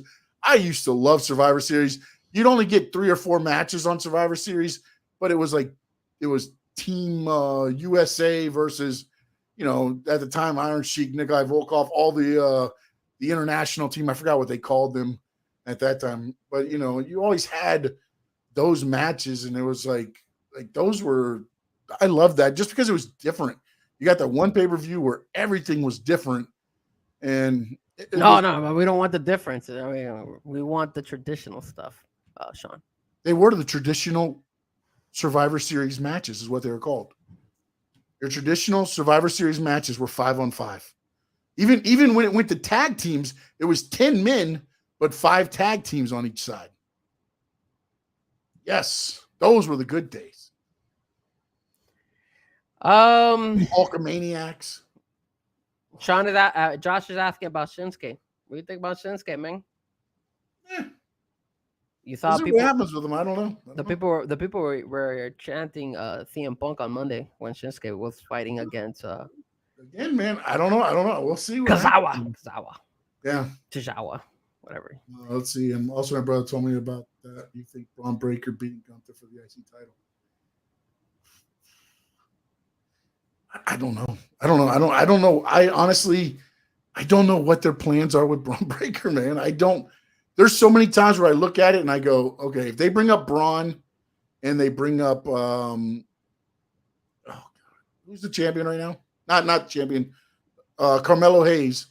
If they bring up them, then NXT is basically going to be your breeding ground, basically. Well, NXT is going to the CW. No, that's what I'm saying. I don't know that Braun Breaker leaves NXT. I think they make Braun Breaker, Carmelo Hayes, and some of them the face of NXT, and see if they can make it a third Yeah, but there's show. This is the thing though. Like you could get NXT wrestlers to make their way over to the main event, right? Kind of like that hostile takedown, like WCW did. You can go one off and like bring Braun to Raw for one off, and then he goes back to like what they do with the guys now going to NXT. Yeah, exactly. But they could do that as well. My question is, that was the best Survivor Series, by the way, too. The best Survivor Series was when it was Raw versus SmackDown versus NXT. That was the best Survivor Series. That was one of the best. The other thing is, who's gonna take the belt from Gunther, man? Because again, The Miz. You think The Miz is gonna take the belt away from Gunther? I doubt it, man. I don't think so either, man. I mean, they built those titles up. They built those titles up to mean something. Yeah, but Gunther has the Intercontinental title back on the map. Yes. Austin Theory did a great job with the U.S. title. Now it went to Ray. Now it's to Logan Paul for eyeballs because he's got 285 million followers or whatever the hell they were saying. You know what I'm saying? Like that's all. Those titles are really just the eyeball. They used to be the wrestling championships. You know, you had your big 6'5", 285 pound heavyweight champion that would come out and do a 10-minute match, and your Intercontinental title would do the 35-minute match before that. And then Hogan would come out, drop a leg, send the crowd home happy, and you're done. Those are your shows. I mean, they've built those belts really well, so I can't complain. Compared to what it used to be, where it was Raw or SmackDown, they were just flipping the title every week. It was somebody like the 24/7 championship. Yeah. That I give them a lot of respect. They did a really good job on that. But now the difficult part is, who do they drop the belt to? That's the difficult part, because now you've built this. Look at Roman. No, that's what I'm saying. That's kind of the thing you've built with Roman in a way. Like you've built that issue now that you have with, you know, but the thing with the second tier titles being the Intercontinental US, unless you bring this guy, you have a little play. That guy. You have a little play with those belts to where you can, whereas your heavyweight title, those are supposed to be your faces of the place. So it's difficult. I don't know, man, because the IC belt, maybe you could still do the USA belt, the US belt, my bad. The US belt, because the US belt has been, changing hands here and there. But the IC belt, and they've been pushing the same thing for. It's got to mean something. Whoever beats Gunther, it's got to mean something. I think they dropped the ball when they should have let Chad Gable take it from him. Yeah, but I don't know what happened there, man. Chad pissed on somebody's Cheerios. Because Chad was good. He went from winning what I thought was going to be winning the IC title to where I don't think they've won since. They lost to the Creed brothers like 2 weeks in a row. I mean, maybe Chad said, "Yo, I don't want to ride solo, and I'm gonna stick with my group," Maybe and that's why they added Tozawa now to their group. Yeah, but I think there was something else you wanted to talk about. You want to talk about a little bit about that Vince McMahon? The Vince McMahon TKO thing. It's kind of odd. They put out a thing, and now where they put out in their statement that they feel, man, I had it saved and I closed it out. Damn it. Why? What happened? What's going on with Vince McMahon? And the actual thing of they actually put in their earnings statement that he might be he's a liability. Vince McMahon is a liability? Yeah, it says that's not good. That's not good for Vince. It says, according to the SEC filing, McMahon's board membership could lead to negative publicity and or have other adverse financial and operational impacts.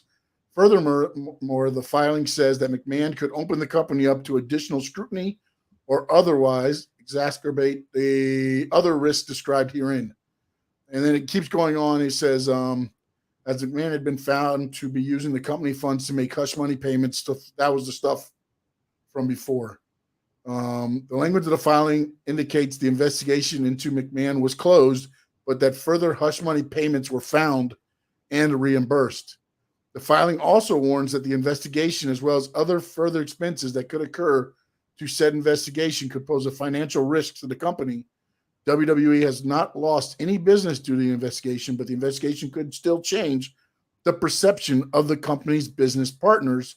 And it said McMahon left, but then he returned in January to facilitate the merger between WWE and UFC, which was announced in April, forming TKO Group Holdings. Now, the interesting thing I found is this. Vince McMahon chose TKO because they were one of the ones that said, we guarantee you would stay on. Since then, Triple H has now become 99% creative. TKO has seen how the locker rooms have reacted, and Vince has been kind of put out. And now all of a sudden, this gets listed out. So now I'm wondering if Vince just didn't get blackballed out of his own company. You come back, you sell it, we're going to keep you. And then once we get the money and once it's official, which it became official, I believe, October, the end of October, now here we are, 7 days it was the end of September, I think. So about 30-something days, and now it's, should we keep Vince around? Well, look, I mean, TKO is going to be doing a lot of different changes. I heard that they're on the process of trying to add more sponsors into the WWE. And they're actually thinking about even changing and putting some sponsors on the ring mats. Oh, no, yeah, that's going to happen. It's going to happen. So, like, they're going back to that UFC. You don't think the UFC? Nah, they're looking like the UFC. They're trying to do the UFC. And if it's like what AEW does. Same thing. What? What do you mean? DraftKings, everything else. They've had DraftKings and everything in their mats. Oh, yeah, you're right, yeah. And they're even getting a sponsorship for the 8-man tag they got coming up with Big Show. Sega is sponsoring that match. I didn't even know Sega. I didn't even know that Sega still existed. Really? Okay. I saw that. But yeah, you're right. You're right. But so here is the issue. Again, going back to my particular, I guess I'm not trying to be disrespectful, but you can't teach a dog old tricks. Maybe Vince McMahon is the type of person who does not want to see any of these changes happen, and that's why they're trying to get rid of him. And they're like, you know what?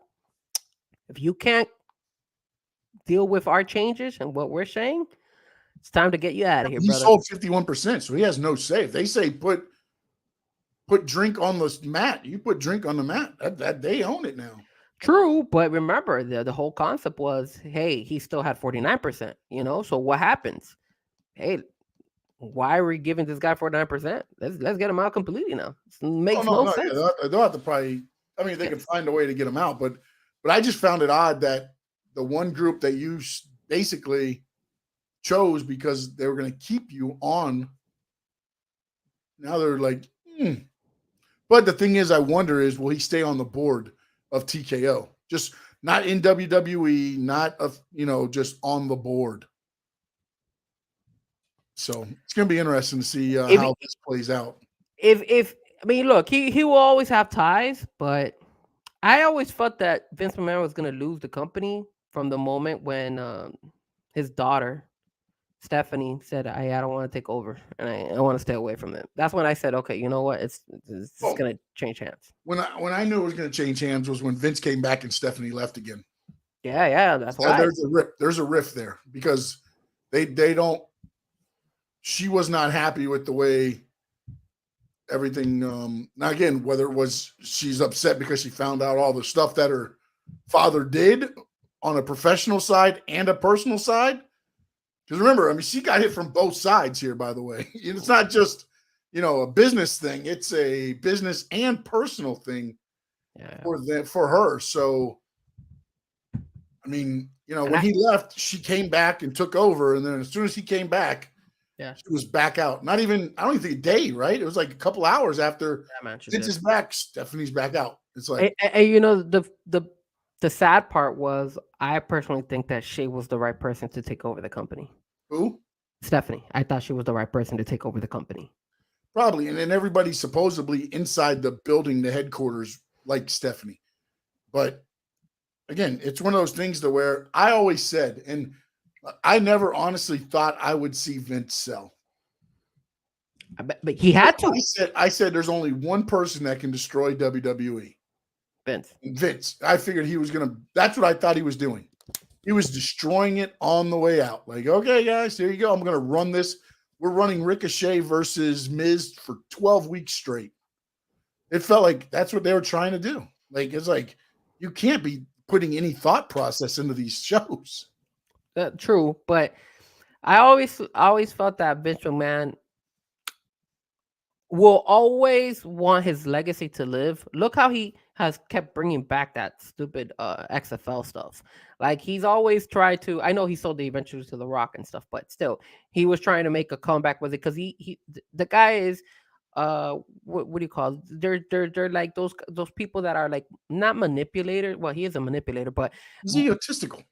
there you go. There you go. Perfect word. So he's always gonna be like, yo, like I can't hurt my legacy. Like you could probably say, hey, look, the show wasn't the same as when I was running it, but I don't think he was gonna just go ahead and let it like crumble and fall because it's still his baby in the long run. He's gonna be always Yeah, saying, but yo, it was he's me. always going to be known as the person that made wrestling what it is today. Oh, absolutely. Him Yeah. and Hogan made wrestling sports entertainment, or however you want to call it. Like they took it from what I like, the territories, and made it, what it is today. Because the territories was basically like the NFL in a way. You wanted to see Florida Championship Wrestling, you went down to Florida, you could see the Loop, you go to Tampa, wherever they were at that night, see them. You want to go see the NWA, you went to Georgia, North Carolina.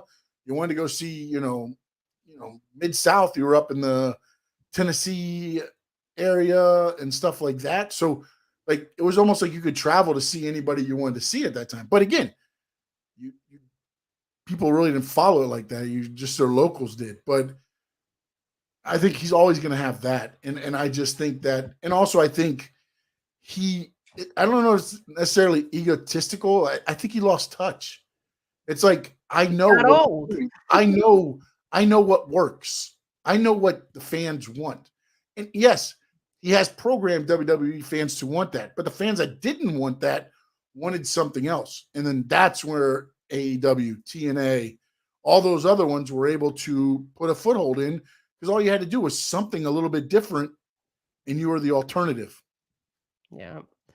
The other thing about it, I will say this: I was watching, and now that you bring it up, it's a good thing that you brought it up because it's so funny. I was watching a previous interview of Joe Rogan when Hulk Hogan was there, and Did he say anything that was true?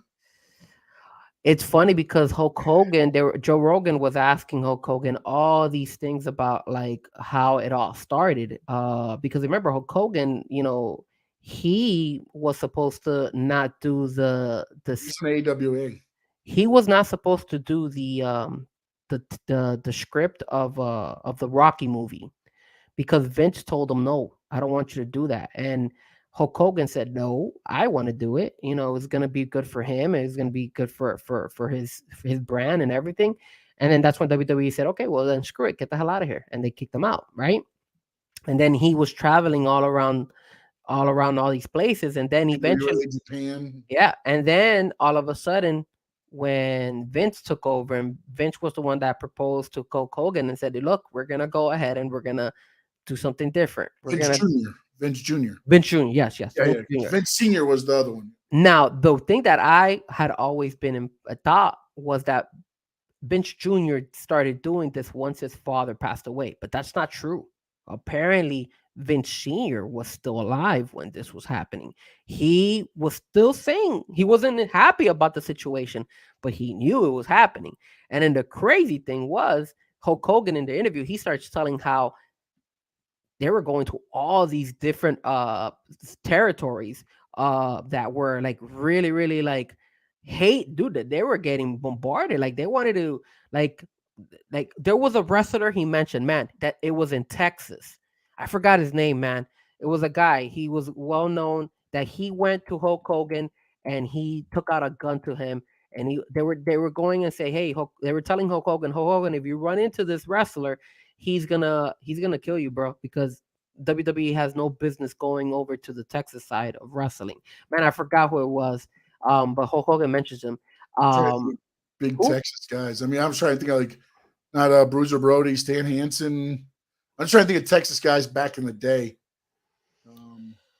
Hold on, let me see if I could. Let me see. Maybe the chat knows. If you guys know, let me know, man. Because he mentioned it on the interview, but I completely forgot. And then what ended up happening was he actually did run into Hulk Hogan, and when he took out the gun on Hulk Hogan, instead of shooting him or instead of trying to kill him, he goes and he says, "I need you to get me over because my career's winding down." So Hulk Hogan said, "Yeah, I could bring you to WWE, and then your career you'll make bread, you'll make some good money in WWE." I remember the name of him though, but it was that, Yeah, it was now. huh?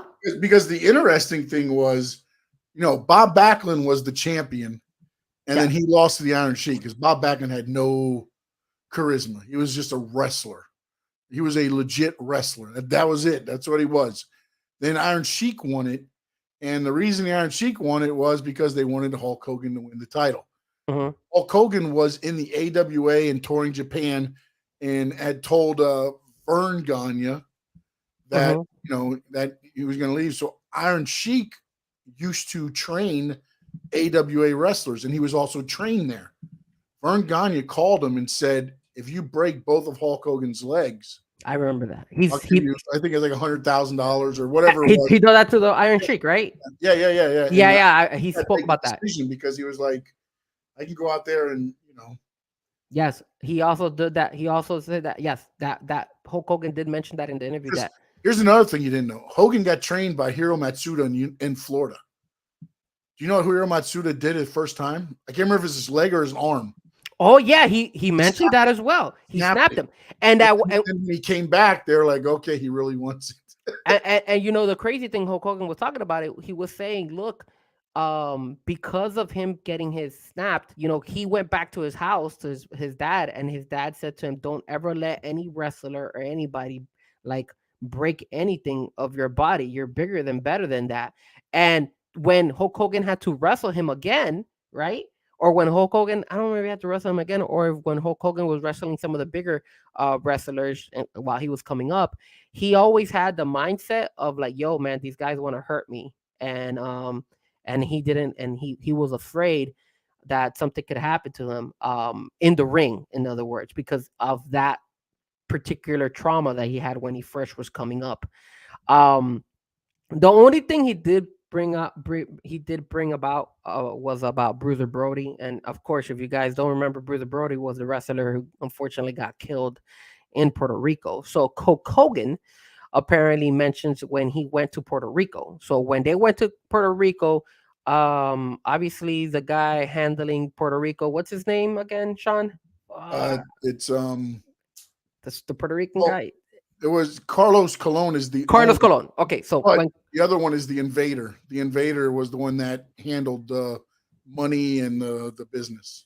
So Carlos Colon. So when Hulk Hogan went down to Puerto Rico because they were having a wrestling fight. WWE was going, well, at that time it was what, WWF or WWF. Hulk Hogan came down there, and he tells a story that when Carlos Colon and all these people were like really, really upset at WWF for being out there and saying, you're in our territory, get the hell out of here. And what ended up happening in that interview that he mentions is that when Hulk Hogan wrestles and everything, I think, don't quote me if I'm wrong, I think it was either with the Macho Man or maybe it was with Ultimate It was Harley Race in Kansas City. Let me see. Was that the guy? Harley. It does sound like Harley Race. Let me see. Harley Race. Yes, him. Exactly. Harley Race. Yep. Good shit. Right here. I just found it. Good shit. Yeah. Harley Race. He was the one. You know what? He did go to WWE, by the way, and became the king.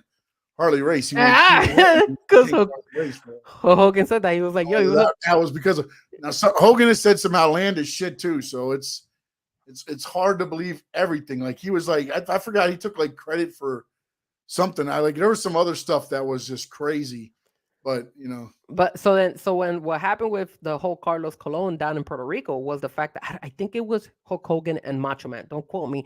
I know he mentioned it was somebody. And when the fight was over, they went into their hotel room.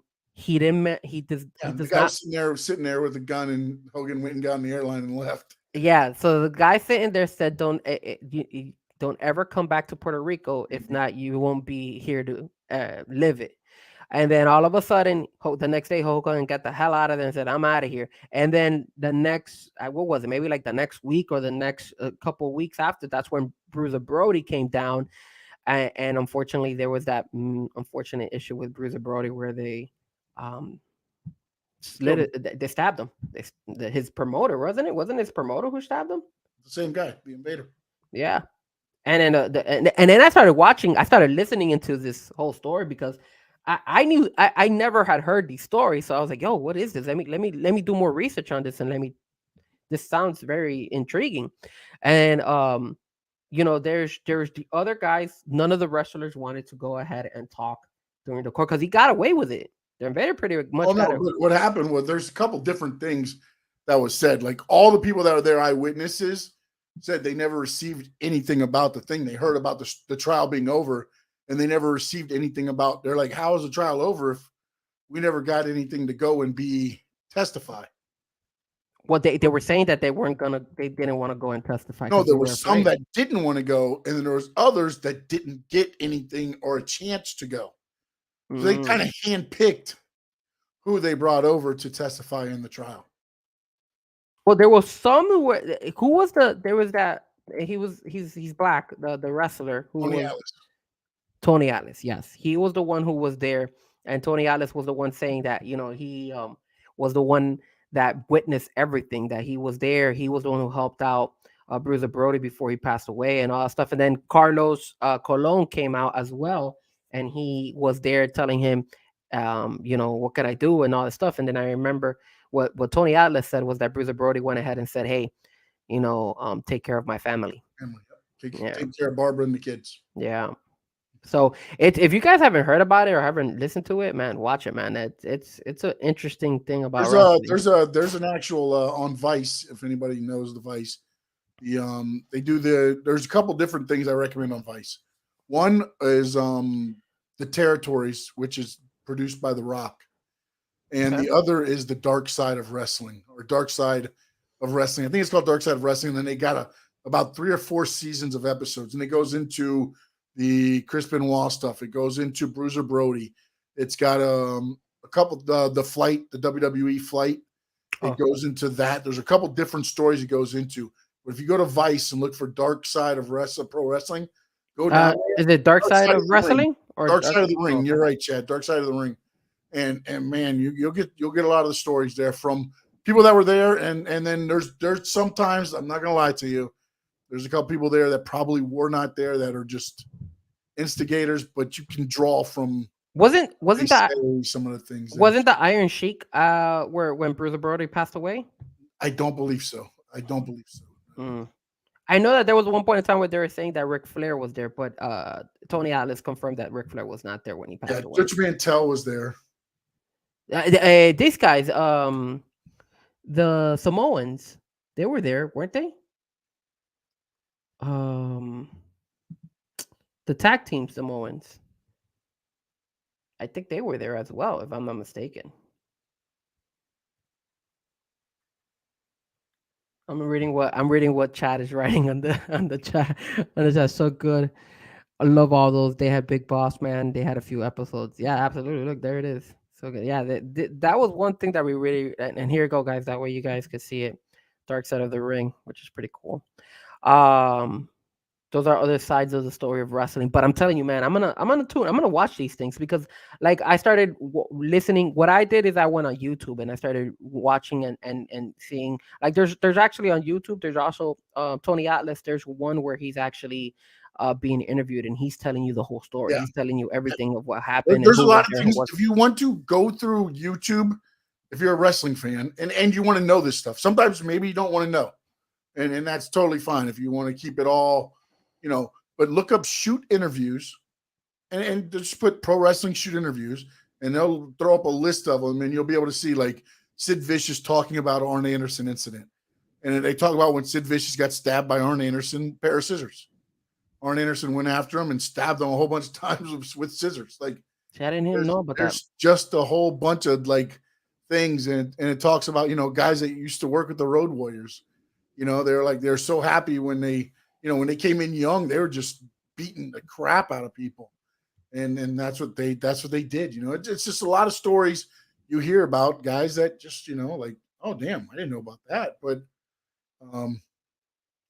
look up shoot interviews on YouTube and you can get a lot of that. Yeah, if you guys are into it, I'm the type of person. some people might not be into it, and maybe there's a certain person you like, and you know, so I'm into all that stuff. I like actually watching the documentaries and stuff like that because I still watch it in real life, like yeah. the ID Well, channel and stuff hold like on a that. minute. I'll be right back. Well, while Chad is I'm sorry, while Sean is gonna be right back. Yeah, for me, I actually like that. I actually like the fact that, those documentaries like the ID channel and all the like those horrified type of stuff. So that's why when I saw the Bruiser Brody, I was like, holy crap. I had no idea what was going on. And I had never heard about the story. So going back to the Hulk Hogan situation, Hulk Hogan said, the whole Bruiser Brody situation happened, and they were like, "Yo, we're not ever going back to Puerto Rico because the whole Puerto Rico situation just was insane." And that goes to show you how crazy their territories were back in the day. That what Vince McMahon was doing was insane, and Hulk Hogan was also saying that it was. I was trying to get the shoot interview. I have VHS tapes up in my closet of shoot interviews that I had. No worries. The other thing that Hulk Hogan was mentioning was that it wasn't dangerous while they were going to these territories as long as WWE had their wrestlers, or like their little core group of wrestlers, because they would all have each other's back. It was only when they had to kind of like go on their own is when they was nervous. Like he mentioned somewhere, like when they went to Africa or something, somewhere in Africa, in the continent of Africa, he had to go by himself as well, and then that one was a little bit kind of scary as well. But he mentions all that stuff in that interview with Joe Rogan. It's a really good. It's like a 3-part Joe Rogan interview. He breaks down a lot of stuff. He breaks down about his injuries, about his back. How he tried to do stem cell, and unfortunately, stem cell did just not work on his body. It's insane. It's a lot of stuff, and it's a really good interview. So if you guys ever want to tune in and see, if you haven't heard it, check out the Joe Rogan. He just put Joe Rogan interviews Hulk Hogan. I love when he talks about Macho and Elizabeth. It's crazy stuff, man. All right, my man. You got anything else? No, just guys, don't forget to hit the like. I know we did not mention that throughout the show. Like, subscribe wherever you're watching it at. We appreciate you. Yeah, man. And then obviously, guys, whenever you get a chance, also don't forget to tune in on my side of the podcast as well. We have the second podcast that runs on Wednesdays at 8:00. Me and my brother. It is Let Me Talk to You.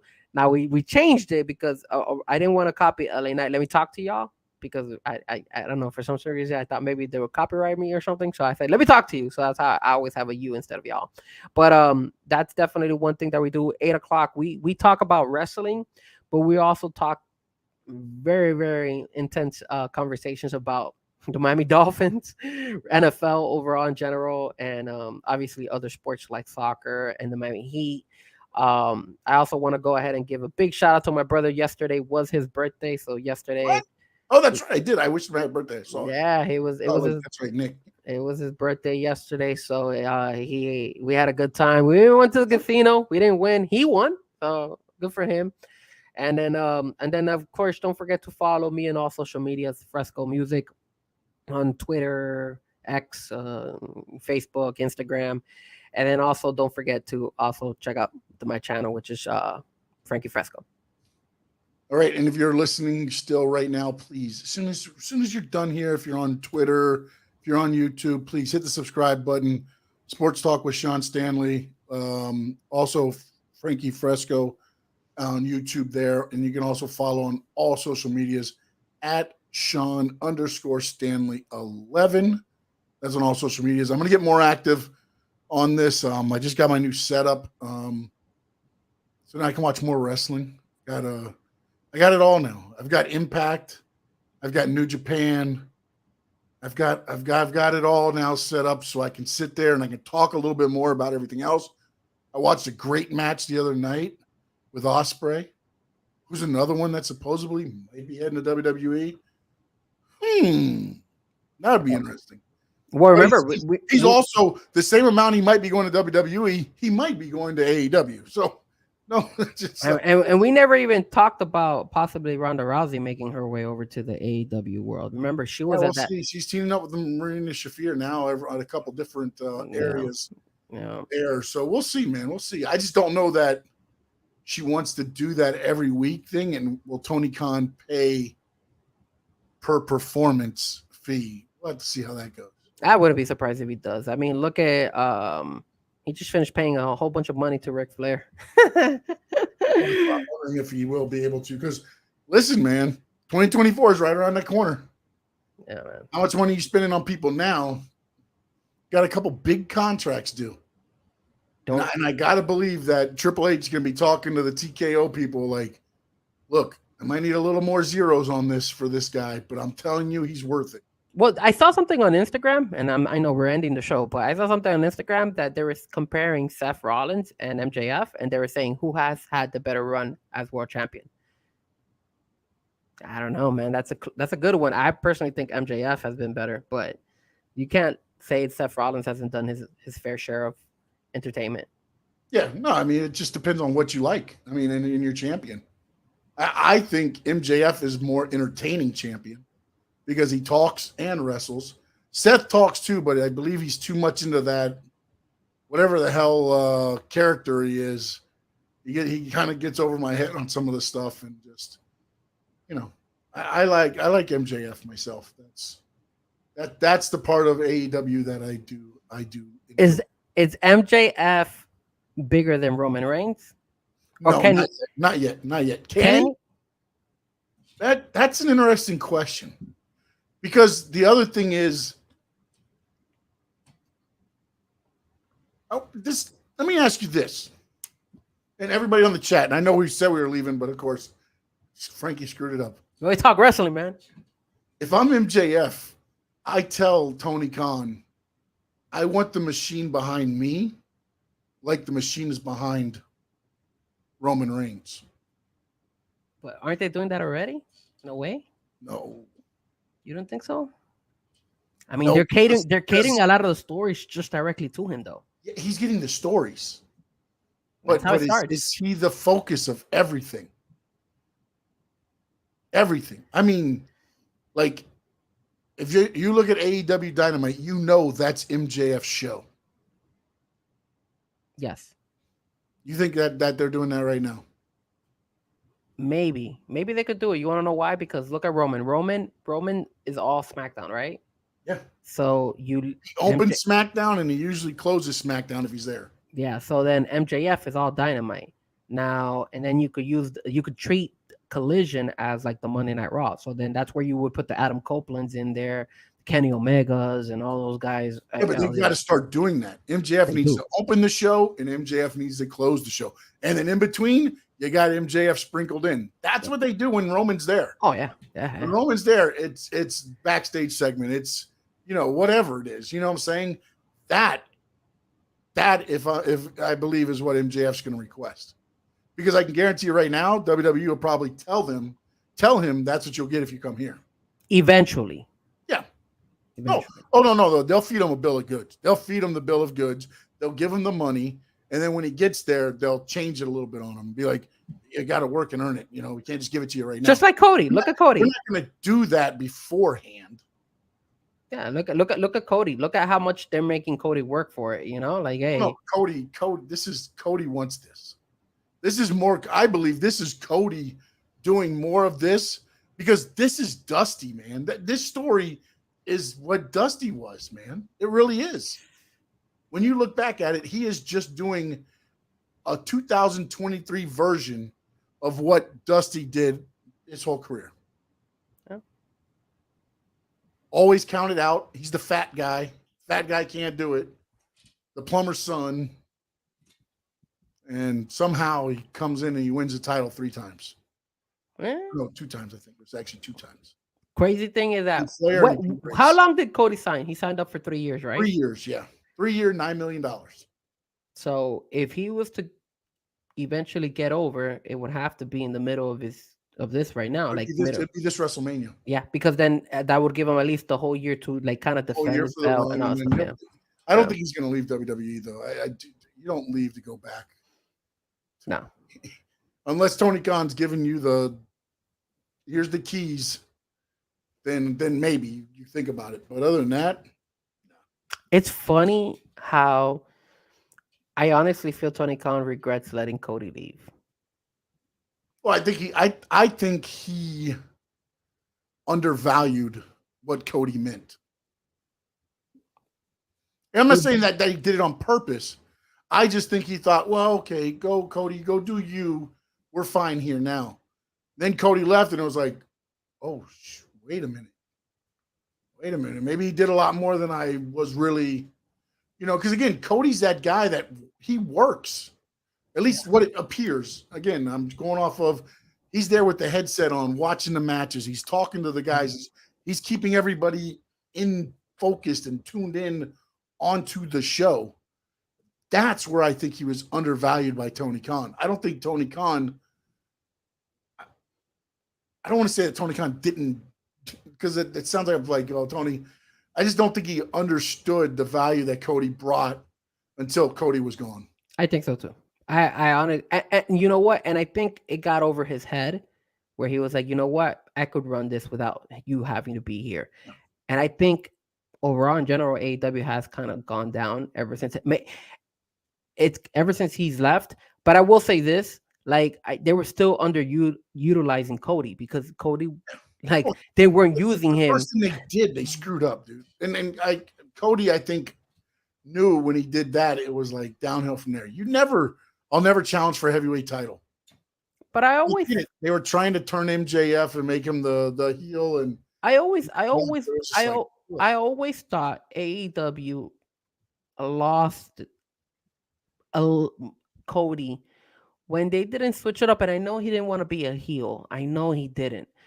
But man, would he have been a great heel in AEW? I think that would, because everybody was hating on him.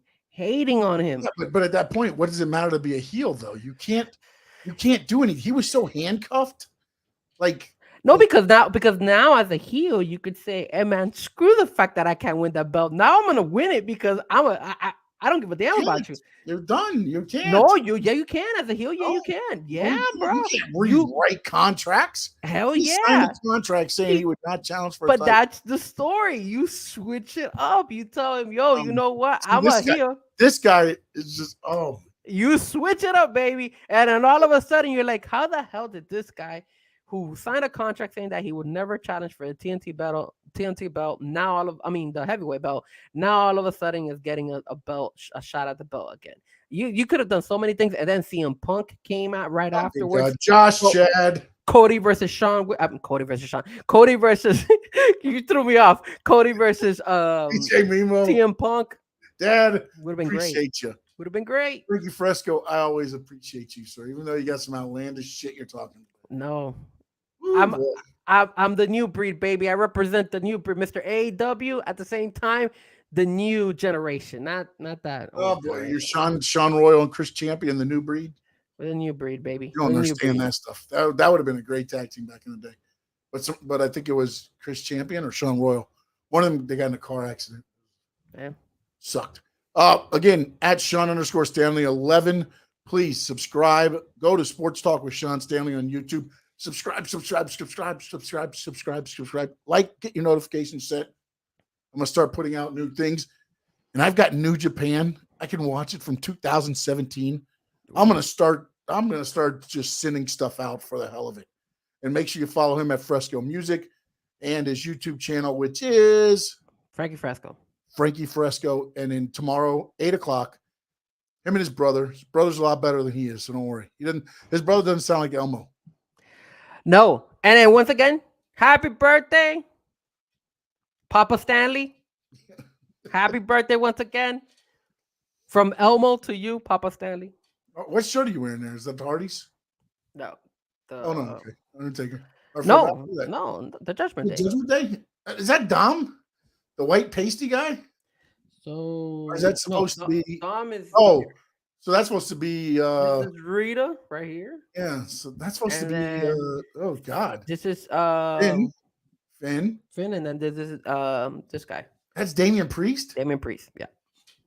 But you've seen this shirt before. I know, but I never realized that bad. No, it's a really good shirt. Every time I wear it, everybody gives me compliments. Looks great. It just doesn't look anything like him. He looks more like Finn Balor than he does. This guy looks bad. No, I love that Finn Balor one. But again, at Sean_Stanley 11, Sports Talk with Sean Stanley. And in the words of the great Gordon Soley, so long from the sun He was number one in your list. Sean State.